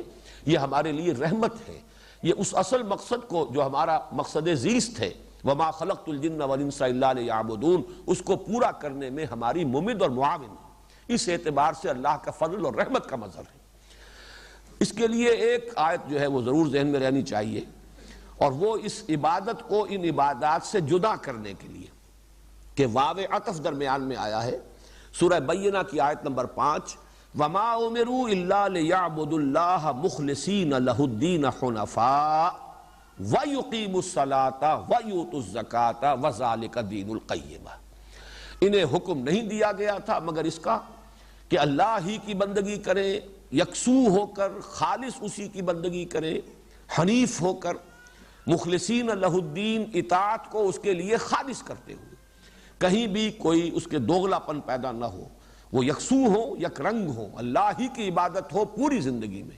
وَمَا أُمِرُوا إِلَّا لِيَعْبُدُوا اللَّهَ مُخْلِصِينَ لَهُ الدِّينَ، اطاعت کو اس کے لیے خالص کرتے ہوئے، حنفاء، پورے یکسو ہو کر، وَيُقِيمُوا الصَّلَاةَ وَيُؤْتُوا الزَّكَاةَ وَذَلِكَ دِينُ الْقَيِّمَةِ، اور قائم کریں نماز اور ادا کریں زکوٰۃ، اور یہی ہے دین قیم۔ اس سے گویا کہ اس اصل عبادت، اس کا اصل مفہوم مخلصین لہ الدین حنفاء، اور پھر یہ کہ اس کے لیے جو اللہ تعالیٰ نے ہمیں دو عبادات عطا فرمائیں، دو بنیادی ہیں، اس کے ساتھ صوم ہے، پھر حج ہے، لیکن ان میں سے اہم تر جو ہے، دو ستون جو ہیں اہم تر، ان میں سے نماز اور زکوٰۃ ہے۔ اب آئیے اس کے بعد فرمایا یا ایھا الناس اعبدوا ربکم الذی خلقکم۔ یہ میں پہلے بیان کر چکا ہوں کئی مرتبہ کہ قرآن مجید میں ربوبیت کو مقدم رکھا جاتا ہے تخلیق پر، حالانکہ واقع کے اعتبار سے تخلیق مقدم ہے ربوبیت پر۔ پہلے کسی شے کو پیدا کیا ہے، اس کا وجود ہے، اب اس وجود کے لیے ترقی ہے، اس کے تقاضے ہیں، اس کی ضروریات ہیں، اس کی پرورش ہے، تو عملاً تو یہ ترتیب یہ ہے۔ جیسے ابھی ہم نے بحث کی کہ نزول میں تو ترتیب یہ ہے کہ مکی صورتیں جو بالکل آخر میں ہیں وہ سب سے پہلے نازل ہوئیں، اور یہ مدنی صورتیں جو بالکل شروع میں ہیں مصحف کے، یہ بعد میں نازل ہوئی ہیں، کم سے کم یہ کہ 13 برس بعد نازل ہو رہی ہیں مدنی دور میں۔ لیکن یہ ہے کہ ترتیب مصحف اور ترتیب نزولی میں وہ فرق ہے، وہ حکمت کی بنیاد پر ہے، بغیر حکمت نہیں۔ اسی طرح تخلیق مقدم ہے ربوبیت پر، لیکن قرآن ہمیشہ ربوبیت کا ذکر پہلے کرتا ہے تخلیق پر۔ اقرأ بسم ربک الذی خلق، پڑھو اپنے رب کے نام سے جس نے پیدا کیا۔ خلق بعد میں آیا، رب پہلے آیا۔ اسی کی مثال یہ بھی ہے، اس کی وجہ میں بیان کر چکا ہوں کہ انسان کا جو شعوری ارتقاء ہوتا ہے اس کے اعتبار سے ترتیب یہ ہے۔ چھوٹا سا بچہ ہے، اسے بھی اپنی ضرورتوں کا احساس ہے، بھوک لگی ہے روتا ہے، ضرورت کا احساس ہے۔ اب ماں نے دودھ پلایا ہے، اس کا ایک اثر اس کی نفسیات کے اوپر، اس کا ایک تاثر قائم ہوگا۔ ماں سے یہ محبت کیوں ہے؟ اسی لیے کہ اس کی جو ضرورت تھی وہ ماں سے پوری ہوئی ہے۔ ذرا اور بڑھتا ہے، اسے معلوم ہوتا ہے کہیں سے کوئی خطرہ ہو، اندیشہ ہو، میرا یہ کنبہ قبیلہ، میرا بھائی، میری بہن، یہ میرے محافظ ہیں۔ تو یہ جو اپنے ضروریات کا اور اپنے تحفظات کا شعور ہے، یہ ہے انتہائی بنیادی۔ وہ تو کہیں جا کر اوپر جب وہ جوان ہوگا، شعور اس کا جو ہے وہ اپنی پختگی کو پہنچے گا، تو اپنا وجود، اپنی ہستی، پھر اس کی تخلیق، کس مرحلے سے میں گزرا ہوں، یہ بہت بعد کی بات ہے۔ اس اعتبار سے شعور انسانی کا جو ارتقائی عمل ہے اس میں مقدم ہے تصور ربوبیت۔ تو یا ایھا الناس اعبدوا ربکم الذی خلقکم۔ اچھا، اس میں دلیلیں بھی آ گئی، وہی رب ہے تمہارا، وہی تمہارا خالق ہے، لہذا وہی ذات واحد عبادت کے لائق، اس کے علاوہ کسی اور کی تم بندگی کرتے ہو، نہ وہ تمہارا رب ہے نہ تمہارا خالق ہے۔ اپنے نفس کی بندگی کرو گے، وہ نفس تمہارا خالق نہیں، تمہارا رب نہیں۔ اپنے والدین کی کرو گے، وہ تمہارے خالق نہیں، کسی کی بھی کرو گے۔ اس اعتبار سے ان دونوں الفاظ میں دلیل مضمر ہے۔ یا ایھا الناس اعبدوا ربکم الذی خلقکم، بندگی اور پرستش اختیار کرو اپنے اس رب کی جس نے تمہیں پیدا کیا۔ اگلا لفظ ہے والذین من قبلکم، یہ یہاں خاص طور پر کیوں لایا گیا؟ اس کا سبب یہ معلوم ہوتا ہے واللہ عالم کہ انسان کی ایک بہت بڑی گمراہی یہ رہی ہے کہ جو بھی آباء و اجداد کے طور طریقے چلے آ رہے ہوں ان کے ساتھ ایک عصبیت، ہم کیسے چھوڑ دیں؟ ہمارے آباء و اجداد کی ریت یہ ہے، ان بتوں کو وہ پوجتے چلے آ رہے ہیں، یہ تو ہماری جو ہے خاندانی روایات ہے، یہ تو ہمارے قبیلے کی ریت ہے، یہ ہمارے آباء و اجداد سے چلی آ رہی ہیں یہ باتیں۔ تو ایک تقدس جو پیدا ہو جاتا ہے، اور جس کو کہ کہا جا سکتا ہے آباء پرستی، اپنے آباء و اجداد کو پوجنا، یہ بھی ایک دلیل کی شکل اختیار کر لیتی ہے یہ بات کہ یہ تو جی ہمارے ہاں تو یہ بات چلی آ رہی ہے، آباء و اجداد سے چلی آ رہی ہے۔ یہ در حقیقت اس کی جڑ کاٹی جا رہی ہے کہ وہ بھی مخلوق تھے، جیسے تم مخلوق ہو، جیسے تمہیں اللہ نے پیدا کیا ویسے ہی انہیں بھی پیدا کیا، لہٰذا ان کا کوئی فعل تمہارے لیے سند نہیں، دلیل نہیں۔ یہی بات ہے جو مکی صورتوں میں، خاص طور پہ سورہ لقمان میں بڑی وضاحت کے ساتھ آئی ہے کہ والدین کے ساتھ حسن سلوک یہ تو فطرت کا تقاضا ہے۔ وَوَصَّيْنَا الْإِنسَانَ بِوَالِدَيْهِ حَمَلَتْهُ أُمُّهُ وَهْنًا عَلَى وَهْنٍ وَفِصَالُهُ فِي عَامَيْنِ أَنِ اشْكُرْ لِي وَلِوَالِدَيْكَ، یہ تو فطرت انسانی کا تقاضا ہے، یہ شکر کا بدلہ ہونا چاہیے۔ انہوں نے تمہیں پالا پوسا، خاص طور پر ماں اس نے پیٹ میں رکھا ہے 9 مہینے تک، اب ضعف پر ضعف جھیل کر، اور پھر دودھ چھڑایا ہے 2 سال میں، 2 سال تک جونک بن کر ان کی چھاتیوں سے چمٹے رہے ہو، اس اعتبار سے ان کے ساتھ احسان، حسن سلوک یہ تو لازماً فطرت کا تقاضا ہے۔ لیکن وَإِن جَاهَدَاكَ عَلَىٰ أَن تُشْرِكَ بِي مَا لَيْسَ لَكَ بِهِ عِلْمٌ فَلَا تُطِعْهُمَا وَصَاحِبْهُمَا فِي الدُّنْيَا مَعْرُوفًا وَاتَّبِعْ سَبِيلَ مَنْ أَنَابَ إِلَيَّ ثُمَّ إِلَيَّ مَرْجِعُكُمْ فَأُنَبِّئُكُمْ بِمَا كُنتُمْ تَعْمَلُونَ۔ لیکن اگر وہ شرک کا حکم دے، کفر کا حکم دے، غلط بات کا حکم دے، حرام کے اوپر تمہیں آمادہ کرنا چاہے، ان کا کہنا مت مانو، یہ ان کا حق نہیں ہے۔ گویا کہ اتباع والدین کی ضروری نہیں، اتباع آباء و اجداد کی ضروری نہیں، اطاعت مطلق ان کی نہیں ہے، حسن سلوک ان کے ساتھ، خیر کا رویہ، ان کی خدمت، ان کا ادب یہ اپنی جگہ پر ہے، لیکن اتباع کرو اس کا واتبع سبیل من اناب الیہ، اتباع اس شخص کے راستے کی کرو جس نے اپنا رخ میری طرف کر لیا ہو۔ یہ ہے اصل میں کہ جو فرق و تفاوت ہونا چاہیے، اور یہ توازن مطلوب ہے، نہ تو یہ کہ والدین کا سرے سے کوئی لحاظ ہی نہ ہو، خیال ہی نہ ہو، ان کا ادب بھی نہ رہے، ان کا پاس بھی نہ رہے، ان کے ساتھ حسن سلوک بھی نہ ہو، ان کی خدمت بھی نہ ہو، نہ یہ کہ ان کی پرستش شروع کر دی جائے کہ یہی دلیل بن جائے کہ ہمارے والدین کا فرمان یہ ہے یا ہمارے آباء و اجداد کے رسومات یہ ہیں، ہم ان کو کیسے چھوڑ دیں۔ اس کے بین ایک روش کی ضرورت ہے جو سورہ لقمان میں آئی۔ تو وَالَّذِينَ مِن قَبْلِكُمْ لَعَلَّكُمْ تَتَّقُونَ، تاکہ تم بچ سکو۔ اس لفظ کے بارے میں چونکہ اس پر تقویٰ اور متقین اس پر بحث ہو چکی ہے، اس وقت صرف نوٹ کرنے کی بات یہ ہے کہ یہاں پہ ترجمہ اس کا کیا موضوع ہوگا۔ عام طور پر مترجمین نے ترجمہ کیا ہے تاکہ تمہارے اندر تقویٰ پیدا ہو جائے۔ یہ ایک تو اس اعتبار سے تو یہ کچھ یعنی اس کے ساتھ کوئی مناسبت رکھنے والی بات نہیں ہے کہ بندگی کرو اپنے رب کی تاکہ تقویٰ پیدا ہو جائے، حالانکہ در حقیقت یہ دونوں چیزیں لازم و ملزوم ہیں۔ بندگی کرے ہی گا اس وقت جب کہ اس کے اندر تقویٰ موجود ہو۔ تقویٰ تو اصل میں وہ روح باطنی ہے کہ جو انسان کو بندگی پر آمادہ کرنے والی شے ہے۔ چنانچہ اس ضمن میں سورہ مائدہ کی آیت نمبر 93 بڑی اہم ہے اور بہت جامع آیت ہے۔ لیس علی الذین آمنوا وعملوا الصالحات جناح فیما طعموا اذا اتقوا وآمنوا وعملوا الصالحات ثم اتقوا وآمنوا ثم اتقوا واحسنوا واللہ یحب المحسنین۔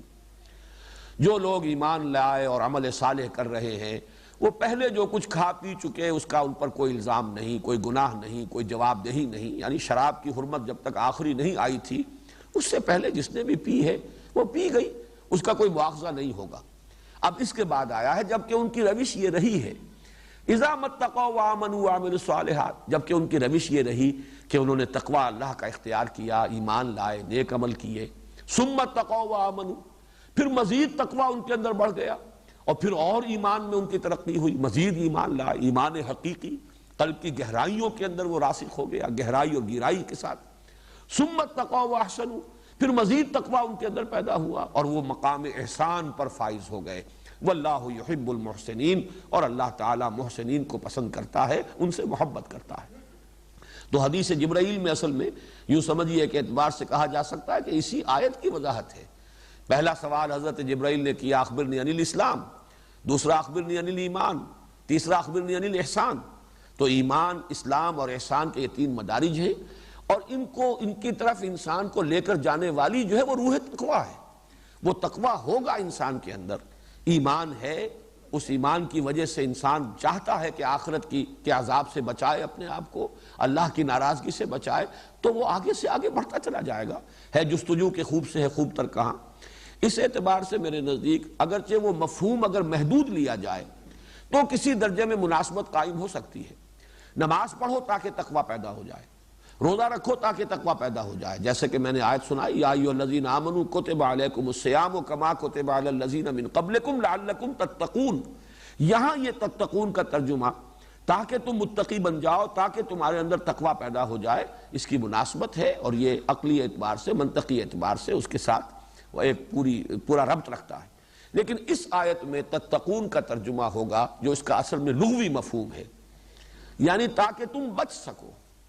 کس چیز سے بچ سکو؟ نمبر ایک، عذاب اخروی سے بچ سکو۔ وَلَهُمْ عَذَابٌ عَظِيمٌ جو اس سے پہلے آ چکا ہے، عذاب علیم، عذاب عظیم۔ اس سے بچنے کی شکل یہی ہے کہ اللہ کی بندگی اختیار کرو، اور ہمہ تن ہمہ وجوہ ہمہ وقت بندگی اختیار کرو، اور اس کی محبت سے سرشار ہو کر اس کے سامنے اپنے آپ کو بچھا دو، تاکہ تم آخرت کے عذاب سے اور اس دردناک انجام سے بچ سکو۔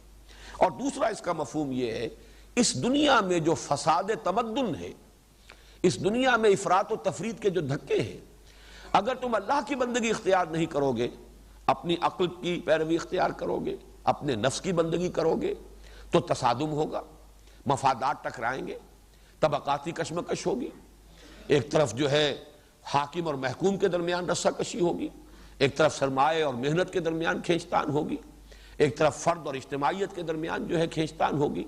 تو یہ گویا کہ افراط و تفریط کے دھکے جو ہیں یہ نوع انسانی کا مقدر بنے رہیں گے، اور تمدن انسانی جو ہے وہ ایک فساد کی آماجگاہ بنا رہے گا اگر تم اللہ کی بندگی اختیار نہیں کرتے۔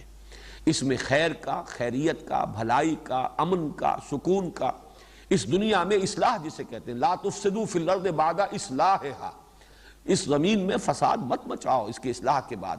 وہ اصلاح ہوگی تو اسی شکل میں ہوگی کہ ہمہ تن سب کے سب اللہ کی بندگی کو اختیار کر لیں، اسی کے مطیع فرمان بن جائیں، اسی کے احکام پر چلیں، اسی کی ہدایت کو اپنے لیے زندگی کا لائحہ عمل بنا لیں۔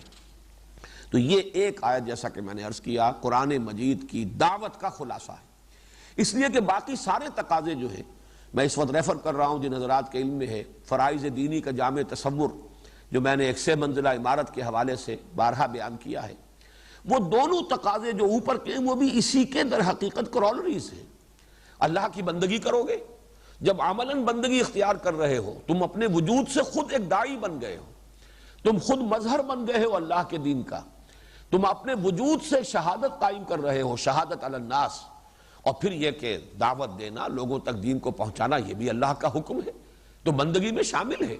جب اللہ کی بندگی کرنی ہے، اس کا حکم ماننا ہے، تو اس کا حکم یہ ہے کہ اس کے دین کو دوسروں تک پہنچاؤ۔ جب اللہ کی بندگی کرنی ہے، اس کا حکم ماننا ہے، تو اس کا سب سے بڑا حکم یہ ہے کہ اس کے دین کو قائم کرو، ان اقیم الدین۔ اس کا حکم یہ ہے کہ اس کے لیے تن من دھن لگاؤ، اس کا حکم یہ ہے کہ جہاد کرو بالمال والنفس، جان بھی کھپاؤ، مال بھی کھپاؤ، لتکون کلمۃ اللہ ہی العلیٰ، تاکہ اللہ کا کلمہ سب سے سربلند ہو جائے۔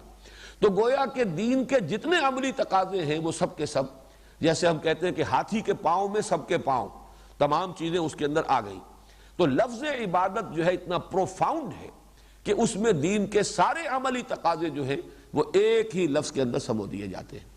اس اعتبار سے وما خلقت الجن والانس الا لیعبدون، میں نے جنوں اور انسانوں کو نہیں بنایا، نہیں پیدا کیا مگر اس لیے کہ میری بندگی کریں۔ تو اس ایک لفظ کے اندر دین کے سارے عملی تقاضے موجود ہیں، اور اس اعتبار سے گویا کہ دعوت قرآنی کی تعبیر کے لیے جامع ترین لفظ یہی ہے، اعبدوا ربکم، بندگی رب، یہ ہے گویا کہ وہ ایک اصطلاح کے اندر دین کی کل دعوت کا خلاصہ اور لب لباب۔ اب اس کے بعد جو ہے یہ جو آیت آ رہی ہے، الذی جعل لکم الارض فراشا، یہ الذی وہی الذی خلقکم والذین من قبلکم، تو اس الذی کا بدل یہ آ رہا ہے اسی کے ساتھ جڑ کر، بندگی کرو اپنے اس رب کی جس نے تمہیں پیدا کیا، تم سے پہلوں کو پیدا کیا، جس نے زمین کو بنایا تمہارے لیے فرش، الذی جعل لکم الارض فراشا والسماء بناء، اور آسمان کو بنایا ایک چھت کے مانند، ایک عمارت، وَأَنزَلَ مِنَ السَّمَاءِ مَاءً اور اتارا آسمان سے بلندی سے پانی، فَأَخْرَجَ بِهِ مِنَ الثَّمَرَاتِ رِزْقًا لَكُمْ تو نکالا اس کے ذریعے سے میووں کی شکل میں تمہارے لیے روزی۔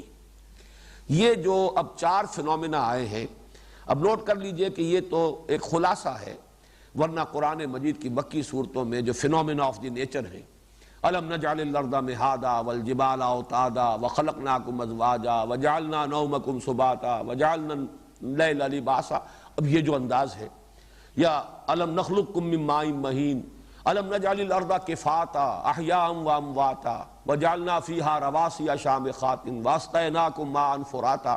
یہ تو اللہ تعالیٰ کی ربوبیت کی وہ مثالیں، اس کی شانیں، ایک ایک ذرہ جو ہے اس کے اندر اللہ تعالیٰ کی یہ نشانیاں موجود ہیں۔ لیکن یہاں بڑی خوبصورتی سے دیکھیے، یہ جو 4 فنومینا آئے، زمین کو بنا دیا تمہارے لیے ایک بہترین بچھونا، ایک فرش، ماں کی گود کے مانند حیات بخش، جیسے کہ ماں کی گود جو ہے وہ گہوارہ ہے حیات کے لیے، ایسے ہی زندگی کے لیے، انسانی زندگی کے لیے، بلکہ حیواناتی اور نباتاتی زندگی کے لیے، کل جو حیات ارضی ہے اس کے لیے یہ ماں کی گود کے مانند ہے۔ اور اس کے بعد آسمان چھت کے مانند ہے۔ اس میں آسمان سے مراد کیا ہے؟ یہ جیسا کہ میں نے اس سے پہلے 12 عرض کیا ہے، اس میں لفظ جو ہے اصل وہ تو ہے سمون، بلندی، اور سما بلندی کی کوئی شے۔ اس سے آگے قرآن مجید نے آسمانوں کی حقیقت کے بارے میں تفصیل سے کچھ بیان نہیں کیا۔ 7 کا لفظ آیا ہے بار بار، یہ آ جائے گا اسی رکوع میں آگے چل کر، لیکن یہ ہے کہ اس کی بھی کوئی وضاحت قرآن مجید میں نہیں ہے، اور ابھی تک ہمارا علم جو ہے وہ ایسٹرونومی کا بھی یہاں تک نہیں پہنچا ہے کہ ہم حتمی طور پر یہ کہہ سکیں کہ سما سے مراد یہ ہے اور 7 سماوات سے مراد یہ ہے۔ یہ جیسے علم آگے بڑھے گا انشاءاللہ وہ حقیقتیں مزید منکشف ہو جائیں گی۔ لیکن یہ کہ یہ انسان کا جو مشاہدہ ہے، جیسے کہ آخری پارے کی وہ صورت ہے، افلا ينظرون الى الابل كيف خلقت والى السماء كيف رفعت والى الجبال كيف نصبت والى الارض كيف سطحت، 4 چیزیں۔ کیا یہ دیکھتے نہیں زمین کو کیسے اس کو ہم نے ہموار کر دیا ہے، پہاڑوں کو کیسے انہیں گاڑ دیا ہے، آسمانوں کو کیسے اس کو اٹھا دیا ہے، بلند کر دیا ہے، یہ ساری، اور اونٹ کو جس پر کہ یہ سوار ہو کر چل رہے ہیں۔ اب یہ ان کا ایک مشاہدہ ہوتا تھا جبکہ وہ سفر کرتے تھے، اور سفر ظاہر بات ہے کہ حجاز میں جب سفر کرتے تھے تو وادیاں ہیں، ادھر بھی پہاڑ ہے ادھر بھی پہاڑ ہے، درمیان میں وہ راستے بنے ہوئے ہیں، اونٹوں پر سوار چلے جا رہے ہیں۔ تو مسلسل ایک شخص کے مشاہدے میں یہی 4 چیزیں، افلا ينظرون الى الابل كيف خلقت، جس پر وہ سوار ہے، اس اونٹ کی سواری کر رہا ہے، اور وَإِلَى السَّمَاءِ كَيْفَ رُفِعَتْ، اوپر آسمان ہے، وَإِلَى الْجِبَالِ كَيْفَ نُصِبَتْ، دائیں بائیں پہاڑ ہیں جمے ہوئے، وَإِلَى الْأَرْضِ كَيْفَ سُطِحَتْ فَذَكِّرْ إِنَّمَا أَنْتَ مُذَكِّرٌ۔ اسی طریقے سے یہاں 4 چیزیں آئی ہیں۔ یہ انسان کا ایک بڑا گہرا مشاہدہ ہے۔ زمین ہے پستی کی علامت، آسمان ہے بلندی کی علامت، لیکن یہ دونوں چیزیں بظاہر متضاد ہیں، ایک دوسرے کی ضد ہیں۔ ایک تو یہ کہ پستی کی انتہا ہے زمین، اور ایک یہ کہ بلندی کی انتہا ہے آسمان، لیکن ان دونوں میں موافقت ہے۔ یہ موافقت جو ہے توحید کی دلیل ہے۔ آسمان سے پانی برستا ہے، وہ زمین میں سے اس کے نباتات کو نکال کر لاتا ہے، یہ ان دونوں کا انٹریکشن ہے۔ بلندی سے وَأَنزَلَ مِنَ السَّمَاءِ مَاءً فَأَخْرَجَ بِهِ مِنَ الثَّمَرَاتِ رِزْقًا لَكُمْ، اتارا اس نے آسمان سے پانی یا بلندی سے پانی، اور نکالا اس کے ذریعے سے اس زمین میں سے تمہارے لیے میووں کی شکل میں رزق، تمہاری روزی کا سامان۔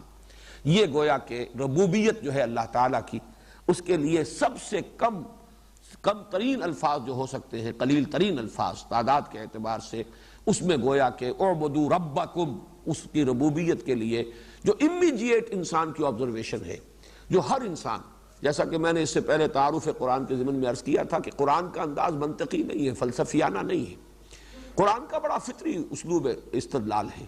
مشاہدہ وہ کہ جو عام آدمی کا مشاہدہ ہے، سب کے سامنے آنے والی حقیقتیں ہیں، پیش پا افتادہ جو حقائق ہیں، ان سے قرآن مجید بلڈ کرتا ہے اپنا سارا تانا بانا جو استدلال کا ہے۔ الذی جعل لکم الارض فراشا والسماء بناء وانزل من السماء ماء فاخرج به من الثمرات رزقا لکم فلا تجعلوا للہ اندادا وانتم تعلمون۔ تو مت ٹھہراؤ اللہ کے ساتھ کوئی بھی ہمسر مد مقابل، جانتے بوجھتے، اس حال میں کہ تم جانتے ہو بوجھتے ہو۔ یہ ہے اصل ٹکڑا۔ باقی جو یہ ہے فینومینا آف دی نیچر، یہ تو ان کی تو تفصیل جیسا کہ میں نے ابھی عرض کیا بارہا قرآن مجید میں آپ نے پڑھی ہے، اس کے بارے میں کوئی مزید وضاحت کی ضرورت نہیں. لیکن یہاں اب لفظ آیا ند، فلا تجعلوا للہ اندادا، چونکہ جو نظریاتی اساس ہے دین کی وہ ہے توحید. توحید کا عملی پہلو تو آ چکا، اعبدوا ربکم الذی خلقکم، یہ توحید عملی ہے، بندگی اطاعت پرستش صرف اللہ کی، اس کے سوا کسی کی نہیں. لا تدعوا مع اللہ احدا، اللہ تعبدوا الا ایاہ ذالک الدین القیم. یہ تو ہو گئی توحید عملی.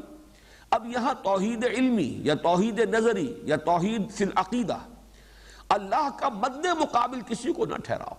یہ سارے کام صرف اللہ کے ہیں، کوئی اس میں ساجی نہیں، کوئی اس میں شریک نہیں. اسی کا اختیار مطلق ہے، اسی کی قدرت کاملہ ہے جس کا یہ سارا ظہور ہے. اس کا مد مقابل کسی کو نہ ٹھہراؤ. یہ ند جس سے کہ جمع بنی ہے انداد. ند کہتے ہیں کوئی ایسی ہستی جو کسی کے ہمسر ہو، ہم پلہ ہو، مد مقابل ہو. چنانچہ ہمارے ہاں خطبات میں علماء کرام جب اس کو بیان کرتے ہیں تو فلا ضد لہ ولا ند لہ ولا مثل لہ ولا مثال لہ ولا مثیل لہ، ان الفاظ کی تکرار ہوتی ہے.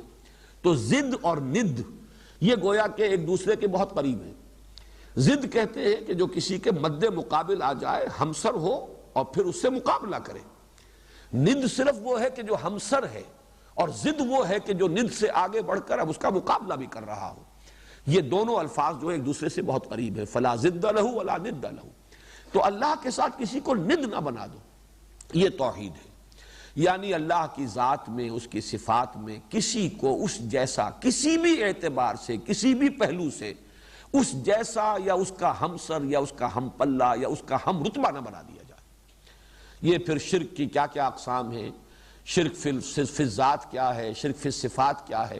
اس لیے کہ جہاں تک شرک فی الحقوق کا تعلق ہے اور شرک عملی کا تعلق ہے، توحید عملی کا تعلق ہے، وہ تو پہلی آیت میں آ چکا.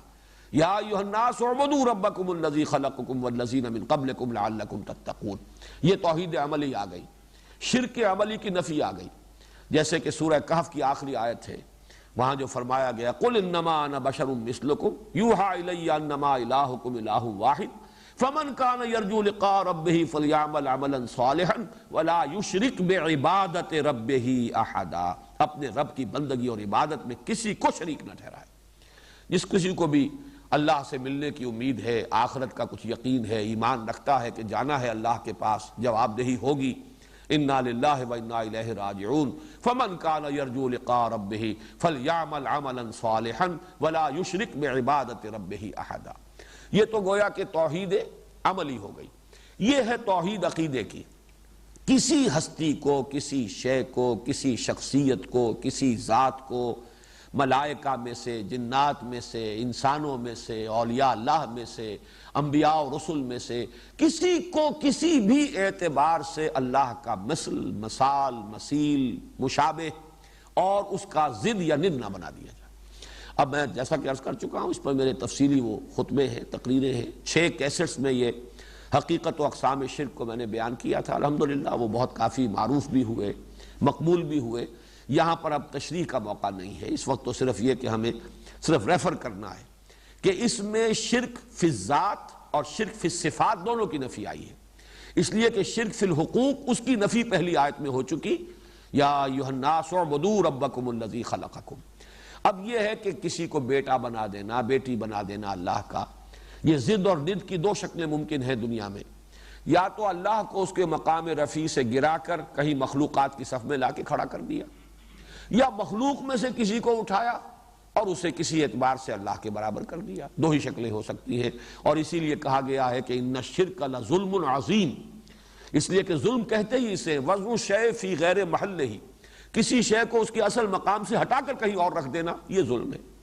اللہ کی وہ مقام، اس کی یکتائیت، قل هو اللہ احد اللہ الصمد لم یلد ولم یولد ولم یکن لہ کفوا احد، اس سے آپ نے گرا کر کسی بھی اعتبار سے، کسی پہلو سے مخلوق میں سے کسی کے مشابہ کر دیا، یا مخلوق میں سے کسی کو اٹھایا اور اس کو کسی بھی اعتبار سے، کسی بھی پہلو سے اللہ کا ہمسر اور ضد اور ند بنا دیا. یہ دونوں ظلم ہے، بدترین ظلم ہے. ان الشرک لظلم عظیم. اور اس میں آخری بات بتا رہا ہوں جس میں کہ ایک حدیث میں لفظ ند آیا ہے کہ ایک صحابی کی زبان سے ایسے ہی روا روی میں نکل گیا، ظاہر بات ہے کہ یہ ان کی مراد نہیں ہو سکتی تھی، لیکن الفاظ ایسے تھے کہ جس میں ایک شائبہ پیدا ہوا جس پر کہ حضور نے ٹوک دیا۔ اس قدر احتیاط کا عالم آپ نے جو ہے وہ اس کو برقرار رکھا، ملحوظ رکھا، کہ ایک صحابی نے کہہ دیا ما شاء اللہ و ما شئت، جو اللہ چاہے اور آپ چاہیں۔ آپ نے فوراً ٹوک دیا اجعلتنی ندا للہ، یہ ند کا لفظ آیا وہاں جس کی جمع انداد ہے، کیا تم نے مجھے اللہ کا مد مقابل بنا دیا، ہمسر بنا دیا، اس طرح تم نے بریکٹ کر دیا؟ مشیت تو صرف اللہ کی چلتی ہے، اور کسی کی مشیت اللہ کی مشیت کے تابع ہے۔ وما تشاؤون الا ان یشاء اللہ، تمہارے چاہے کچھ نہیں ہو سکتا جب تک کہ اللہ نہ چاہے۔ اور جیسے کہ فرمایا گیا کہ اے نبی، یہ ضروری نہیں ہے کہ آپ جس کو چاہیں ہدایت ہو جائے اس کو ہدایت ہو جائے، انک لا تہدی من احببت ولکن اللہ یہدی من یشاء، آپ ہدایت دینے پر قادر نہیں ہے، جس کو بھی چاہیں ہدایت دے دیں، یہ تو اللہ ہی ہدایت دیتا ہے جس کو چاہتا ہے۔ تو معلوم ہوا کہ مشیت، یہ توحید فی المشیت ہے کہ مشیت تو صرف ایک ہے۔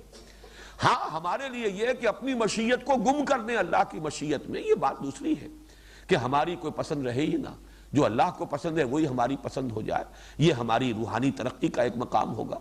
لیکن یہ ہے کہ ند اور ضد کے اندر اس اعتبار سے اتنی باریک بینی ہے جس کا کہ حضور صلی اللہ علیہ وسلم نے اہتمام کیا ہے کہ ذرا سا مغالطہ بھی کہیں پیدا ہو سکتا تھا تو اس کا بھی سد باب کر دی۔ وَأَنْتُمْ تَعْلَمُونَ فَلَا تَجْعَلُوا لِلَّهِ أَنْدَادًا وَأَنْتُمْ تَعْلَمُونَ، درا حال ہے کہ تم جانتے ہو۔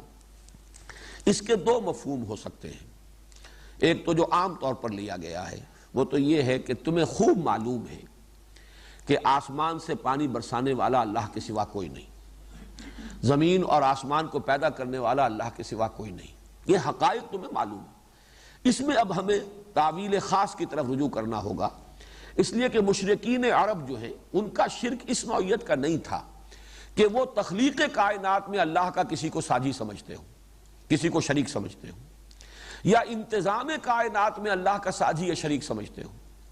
ان کا شرک صرف اس نوعیت کا تھا کہ کچھ ہستیاں ہیں جو مقربین بارگاہ ہیں، اللہ کے لاڈلے ہیں، چہیتے ہیں، مقربین ہیں، ان کی سفارش کام دے جائے گی۔ ہؤلاء شفعاؤنا عند اللہ، یہ ہمارے شفیع ہیں، سفارشی ہیں، ہماری سفارش کرنے والے اللہ کے پاس، یا جن کے ذریعے سے ہم اللہ کا تقرب حاصل کر سکتے ہیں۔ وما نعبدهم الا ليقربونا الى الله زلفا، ہم ان کی جو بھی پرستش کرتے ہیں، ڈنڈوت کرتے ہیں، جو بھی کچھ کرتے ہیں، سجدے کرتے ہیں، کچھ چڑھاوے چڑھاتے ہیں، تو صرف اس لیے کہ یہ چونکہ قریب تر ہے اللہ سے، تو ہم ان کے ذریعے سے ہم بھی اللہ سے قریب ہو جائیں گے۔ وما نعبدهم الا ليقربونا الى الله زلفا، تاکہ وہ ہمیں قریب کر دیں اللہ سے۔ چونکہ ان کا شرک یہ تھا۔ شرک کی اور قسمیں بھی دنیا میں ہیں، مثلا ایک تصور یہ بھی ہو سکتا ہے کہ اللہ تعالیٰ نے تقسیم کر دیا، اختیار دے دیا ہے مختلف ہستیوں کو۔ یہ جو گاڈز اینڈ گاڈیسز کا تصور جو ہے اور دیویوں اور دیوتاؤں کا تصور ہے، اس میں یہ پہلو بھی شامل ہے۔ لیکن آلہہ جو تھے، جو عرب کے آلہہ تھے، وہ صرف اس اعتبار سے کہ یہ چہیتے لوگ ہیں۔ چنانچہ حضرت نوح علیہ السلام کی قوم کے بھی جو بت تھے وہ بھی اولیاء اللہ، پرانے گزرے ہوئے لوگ، بہت نیک لوگ، عابد و زاہد لوگ، در حقیقت انہی کے نام پر وہ بت بنائے گئے تھے اور انہی کی پرستش ہوتی تھی۔ تو اس اعتبار سے تو بات بالکل واضح ہو جاتی ہے، وَأَنْتُمْ تَعْلَمُونَ، تم خوب جانتے ہو کہ آسمان کا پیدا کرنے والا، زمین کا بنانے والا، آسمان سے بارش برسانے والا، اور زمین سے یہ نباتات کی صورت میں، میووں کی شکل میں تمہارے لیے رزق برآمد کرنے والا اللہ کے سوا کوئی نہیں۔ فَلَا تَجْعَلُوا لِلَّهِ أَنْدَادًا وَأَنْتُمْ تَعْلَمُونَ، تو مت اللہ کے ساتھ کسی کو مد مقابل اور ہمسر بناؤ جبکہ تم یہ سب کچھ جانتے ہو۔ دوسرا مفہوم میرے نزدیک یہ ہے واللہ عالم کہ یہ جو توحید اور شرک کا معاملہ ہے، اس میں یقیناً جلی اور خفی کا ایک بہت بڑا فصل ہے، بڑا ایک براڈ سپیکٹرم ہے۔ اس میں گویا کہ ایک اپیل ہے کہ کم سے کم شرک جلی سے تو بچو، جہاں تمہارا شعور کام کر رہا ہو، تمہارا فہم، تمہاری سوچ، تمہارا ارادہ، تمہارا اپنا چوائس کام کر رہا ہو، وہاں تو کم سے کم اللہ کا مد مقابل کسی کو نہ بنا دو۔ اس لیے کہ تحت الشعور میں بے شعوری کے ساتھ، بے سمجھے بوجھے بھی بسا اوقات انسان اللہ کا مد مقابل بنا بیٹھتا ہے، جس کو کہ ہم کہتے ہیں ریاکاری۔ اور اس ریاکاری کے بارے میں حدیث میں آتا ہے کہ حضور نے فرمایا کہ یہ جو شرک خفی ہے کہ ایک شخص نماز پڑھ رہا ہے اور جب اسے محسوس ہوا کہ کوئی اسے دیکھ رہا ہے, someone is watching him, تو اس نے سجدہ لمبا کر دیا. اب یہ ظاہر بات ہے کہ یہ کوئی اس کا شعوری فیصلہ نہیں ہے, یہ ایسے ہی تحت شعور کے اندر کوئی بات ہو گئی, اور اس سے کوئی اس نے یہ سوچ سمجھ کے نہیں کہ اس شخص کو میں دکھانا چاہتا ہوں اور اس شخص پر اپنے کوئی زہد کا اور تقویٰ کا اور دینداری کا رعب گانٹھنا چاہتا ہوں. یہ کوئی سوچا سمجھا فیصلہ نہیں ہے, ہو گیا. لیکن یہ کہ یہ بھی شرک ہے, یہ شرک خفی ہے, اس لیے کہ اس ایک سجدے کے دو مسجود ہو گئے. ایک تو اللہ ہے ہی جس کے لیے سجدہ کر رہے تھے, لیکن جو بھی تم نے اگر 1 سیکنڈ کا بھی اضافہ کیا اس میں تو گویا کہ اس کا مسجود معنوی وہ دوسرا شخص ہے جسے تم دکھا رہے ہو.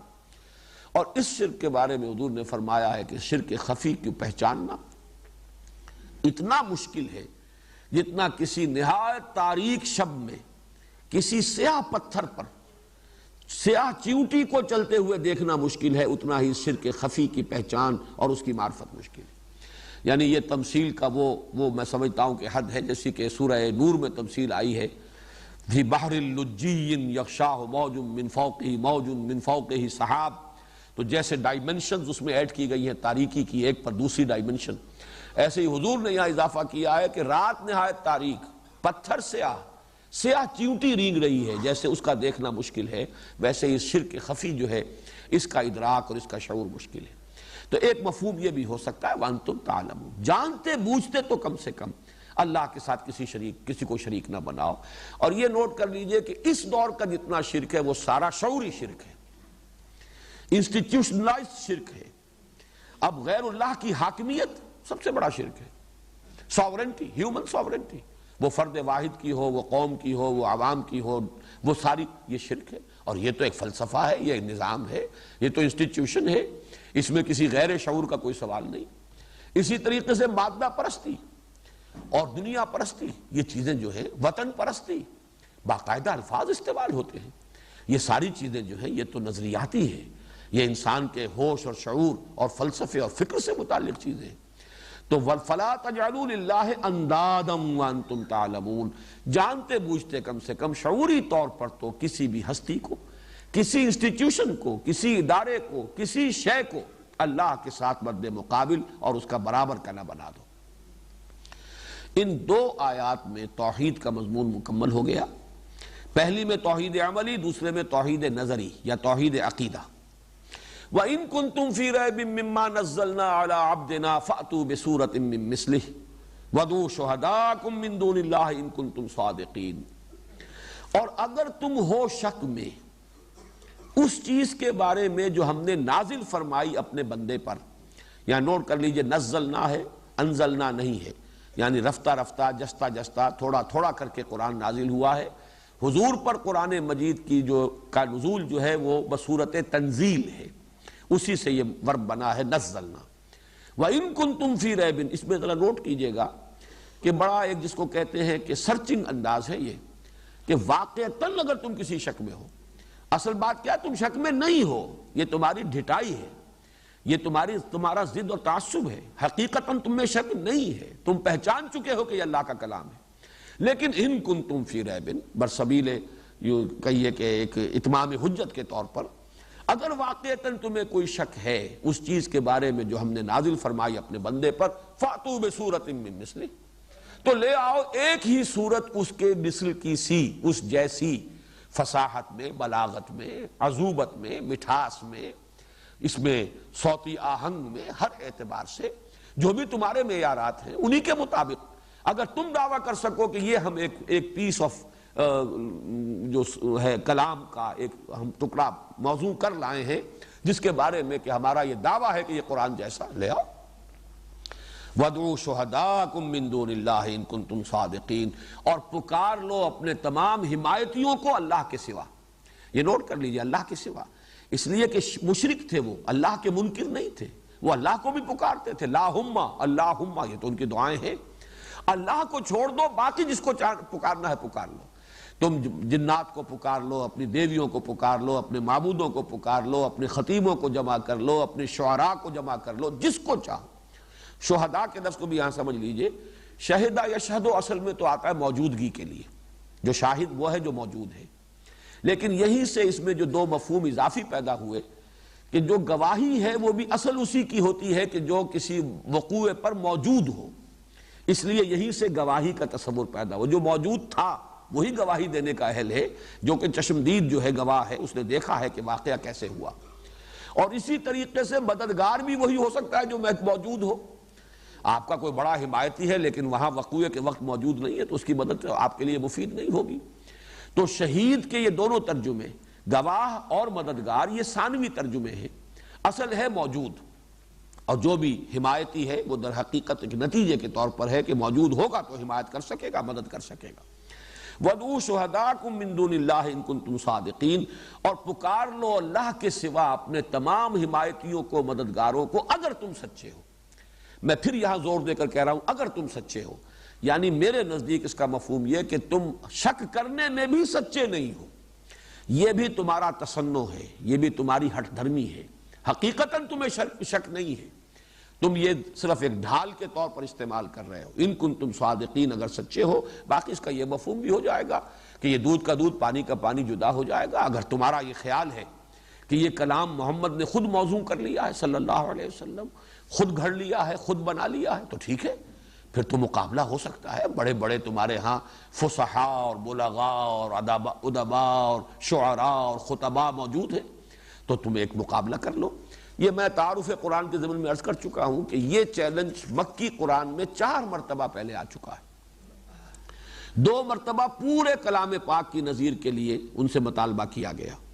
سورۃ الطور میں آیات 33 اور 34، ام یقولون تقولہ بل لا یؤمنون، کیا یہ کہہ رہے ہیں کہ یہ محمد نے خود کہہ لیا ہے صلی اللہ علیہ وسلم، تقول، تکلف کر کے یہ کلام موضوع کر لیا ہے، بل لا یؤمنون، حقیقت یہ نہیں ہے، وہ ایمان نہیں لانا چاہتے، فلیاتوا بحدیث مثلہ ان کانوا صادقین، تو اگر یہ سچے ہیں تو پھر اس جیسا کلام وہ بھی پیش کریں۔ یہ تو گویا کہ سامنے کی بات ہے، مقابلہ کر لو۔ اسی طرح فرمایا سورہ بنی اسرائیل کی آیت نمبر 88 میں، قُلْ لَئِنِ اجْتَمَعَتِ الْإِنسُ وَالْجِنُّ عَلَىٰ أَن يَأْتُوا بِمِثْلِ هَٰذَا الْقُرْآنِ لَا يَأْتُونَ بِمِثْلِهِ وَلَوْ كَانَ بَعْضُهُمْ لِبَعْضٍ ظَهِيرًا۔ اے نبی کہہ دیجئے کہ اگر تمام انسان اور تمام جن جمع ہو کر بھی زور لگا لیں تو اس قرآن جیسا کلام وہ پیش نہیں کر سکیں گے، چاہے وہ سب کے سب ایک دوسرے کے مددگار بن جائیں۔ تو یہ تو گویا کہ بحیثیت مجموعی قرآن کی نظیر کو پیش کرنے سے ان کے عاجز ہونے کا معاملہ ہے، اور یہ گویا کہ تحدی اور چیلنج قرآن کی 2 مرتبہ آئی۔ پھر سورہ ہود میں فرمایا قُلْ فَاتُوا بِعَشْرِ سُوَرٍ مِثْلِهِ مُفْتَرَيَاتٍ، کہ کیا ان کا یہ خیال ہے کہ یہ گھڑا ہوا کلام ہے، محمد نے گھڑ لیا ہے؟ تو اے نبی کہہ دیجئے تم بھی 10 صورتیں اس جیسی لے آؤ، گھڑی ہوئی، بنائی ہوئی، موضوع کی ہوئی، کمپوز کی ہوئی لے آؤ، اگر تم اس دعوے میں سچے ہو۔ اور اس کے بعد جس کو برسبیل تنزل کہا جائے کہ کسی کو آخری جگہ پر پہنچا دیا جائے، اس میں یہ کہ ایک سورت کا معاملہ بھی سورہ یونس میں آ چکا ہے، قُلْ فَاتُوا بِسُورَةٍ مِثْلِهِ، 10 صورتیں نہیں لا سکو، ایک سورت تو لے آؤ۔ اور اس میں نوٹ کیجئے کہ ایک سورت جو ہے وہ تو ظاہر بات ہے کہ سورۃ العصر بھی ہے، 3 آیتیں ہیں کل، سورۃ الکوثر بھی ہے، کل 3 آیتیں ہیں، سورۃ النصر بھی ہے، کل 3 آیتیں ہیں، سورہ اخلاص بھی ہے، کل 4 آیتیں ہیں۔ تو اس درجے میں بھی یہ واقعہ ہے بہت بڑا، اور یہ اعجاز قرآنی کا بہت بڑا ثبوت ہے کہ بدترین دشمنوں نے بھی اس وقت یہ جرت نہیں کی، بلکہ اس اعتبار سے میں کچھ ایک درجے میں ان کی تعریف اور تحسین کرتا ہوں کہ اس درجے ڈھٹائی ان میں نہیں تھی، یعنی انہیں بھی اندازہ تھا کہ ہمارے لوگ بھی پہچان لیں گے یہ کیا کہہ رہا ہے۔ عام لوگوں میں اتنا شعور تھا کہ انہیں یہ جرت نہیں ہوئی، جھوٹ موٹ کو بھی کوئی وہ اپنا کوئی منظوم کلام لے کر یا کوئی کمپوز کلام لا کر دعویٰ ہی کر دیتا کوئی شخص کہ میں دعوے دار ہوں کہ یہ قرآن جیسا ہے، قرآن کے ہم پلہ ہے، قرآن کے مثل ہے، لیکن اس کی بھی کوئی نظیر موجود نہیں۔ تو معلوم ہوا کہ اس درجے ڈھٹائی ان میں نہیں تھی، یا یہ کہ معاشرے کے اندر ایک عام شعور اتنا تھا کہ کسی کو جرت نہیں ہوئی کہ وہ قرآن کے مقابلے میں اپنا کوئی کلام پیش کرنے کی کوئی ہمت کر سکے، جسارت کر سکے۔ بہرحال واقعہ یہی ہے کہ قرآن کے اس چیلنج کو کسی نے قبول نہیں کیا۔ تو فرمایا وَإِن كُنتُم فِي رَيْبٍ مِّمَّا نَزَّلْنَا عَلَىٰ عَبْدِنَا فَأْتُوا بِسُورَةٍ مِّن مِّثْلِهِ وَادْعُوا شُهَدَاءَكُم مِّن دُونِ اللَّهِ إِن كُنتُم صَادِقِينَ۔ جیسا کہ میں نے عرض کیا، اس آیت کا جو بٹوین دی لائنز ہے یا بٹوین دی ورڈز جو بات ہے وہ یہ ہے کہ تمہیں حقیقتاً یقین ہے کہ یہ اللہ کا کلام ہے، یہ انسانی کلام نہیں، یہ صرف تم ڈھٹائی میں یہ بات کہہ رہے ہو، تو بہرحال اس کا ثبوت یہ دے سکتے ہو، اور یہی فیصلہ کن بات ہو سکتی ہے کہ اس کی مثل لے آؤ۔ ایک آیت اور پڑھ لیجئے، فَإِن لَمْ تَفْعَلُوا وَلَن تَفْعَلُوا، یہ انتہائی زور ہے یہاں، پھر اگر تم نہ کر پاؤ اور ہرگز نہیں کر پاؤ گے۔ یہ ہے اصل میں وہ ادعا۔ ظاہر بات ہے کہ اللہ کا کلام ہے، اللہ تو ادعا بھی کر سکتا ہے، دعویٰ کر سکتا ہے، المتکبر ہے، المتعال ہے، تم ہرگز نہیں کر پاؤ گے، یہ بھی چیلنج کی انتہا ہے۔ یعنی اس کو بھی جھوٹا کرنے کی کسی کے اندر جرت نہیں ہوئی کہ جھوٹ موٹ کو ہی سامنے آ جاتا کہ نہیں ہم نے کر کے دکھایا ہے، چاہے فرض کیجئے فیصلہ ہو ہی جائے بعد میں کہ نہیں تمہارا یہ کلام جو ہے ہم پلہ نہیں ہے، برابر نہیں ہے، اس کی مثل یا نظیر نہیں بن سکتا، لیکن ایک دفعہ تو کوئی جھوٹ موٹ میں دعوے دار بن کر سامنے آ جائے۔ لیکن قرآن کا انداز یہ ہے فَإِن لَمْ تَفْعَلُوا وَلَن تَفْعَلُوا، پھر اگر تم نہ کر پاؤ اور ہرگز نہیں کر پاؤ گے، فَاتَّقُوا النَّارَ الَّتِي وَقُودُهَا النَّاسُ وَالْحِجَارَةُ، تو ڈرو اس آگ سے جس کا ایندھن بنیں گے انسان اور پتھر، اعدت للکافرین، جو تیار کی گئی ہے کافروں کے لیے۔ وہ آگ پھر تمہارا ایندھن بنے گی، تم اس کا ایندھن بنو گے، اور نہ صرف تم بنو گے، تمہارے یہ معبود، یہ پتھر جنہیں تم پوجتے ہو، چومتے ہو، چاٹتے ہو، دھوتے ہو، نہلاتے ہو انہیں، ان کا دھون پیتے ہو تبرک کے طور پر، یہ سب بھی تمہاری حسرت میں اضافے کے لیے کہ انہی کو ہم پوجتے رہے، ان کو معبود سمجھتے رہے، ان کے سامنے ڈنڈوت کرتے رہے، ان کو چومتے چاٹتے رہے، تو تمہاری حسرت میں اضافے کے لیے ان کو بھی تمہارے ساتھ ہی ان کے اس آگ کے اندر جھونک دیا جائے گا۔ اور اس میں آگ کی شدت کی طرف بھی اندازہ ہے۔ ایک آگ تم جلاتے ہو جو لکڑی سے جلتی ہے، ظاہر بات ہے اس وقت تک جب کہ قرآن نازل ہوا اس کے سوا کسی اور آگ کا انسان کو ابھی تجربہ نہیں تھا۔ ایک آگ وہ جو پتھر سے جلائی جاتی ہو، جس کا ایندھن پتھر بنے، اس کی جو بھی شدت ہوگی، اس کی جو تمازت ہوگی، اس کی جو حدت ہوگی، اس کا اندازہ کیجئے۔ آج تو جو آگے ہیں اس کا ہم کوئی تصور کر ہی نہیں سکتے، آج ہمارے لیے ممکن نہیں ہے۔ جب اتنے ملین یا اتنے بلین ڈگری سینٹی گریڈ کی ہیٹ جب وہ بیان کرتے ہیں کہ اس درجے کی جو ہے ہیٹ ہے، سورج کے اندر جو آگ ہے اس کی کیا ڈگری ہے، اور یہ جو ایکسپلوژن ہوتے ہیں ایٹمک، ان کی کیا پھر وہ حرارت کا کیا درجہ ہوتا ہے، لیکن اس وقت کا معاملہ جو ہے اس کے اعتبار سے اس میں جو فرمایا فَاتَّقُوا النَّارَ الَّتِي وَقُودُهَا النَّاسُ وَالْحِجَارَةُ، اس آگ سے ڈرو اور بچو کہ جس کا ایندھن بنیں گے انسان بھی اور پتھر بھی۔ پتھر اس اعتبار سے بھی کہ ان کے جو معبود تھے جنہیں وہ پوجتے تھے وہ پتھر کے بنے ہوئے بت تھے، اور اس اعتبار سے بھی کہ اس آگ کی شدت کا اندازہ کر لو کہ جس کا ایندھن پتھر ہوگا۔ اعدت للکافرین، جو تیار کر دی گئی ہے۔ اعداد کہتے ہیں کسی چیز کو تیار کر دینا، فراہم کر دینا، پوری طرح آراستہ پیراستہ کسی مقصد کے لیے اس کے اندر اس کے تمام تقاضوں کو پورا کرنے کا سامان رکھ دیا جائے، ودیعت کر دیا جائے۔ اعدت للکافرین، وہ تیار کر دی گئی ہے، آراستہ پیراستہ کر دی گئی ہے کافروں کے لیے، جو بھی انکار کریں گے اور کفر کریں گے ان کا وہ استقبال کرے گی۔ اللہ تعالیٰ ہمیں اس سے بچائے۔ اللہم اجرنا من النار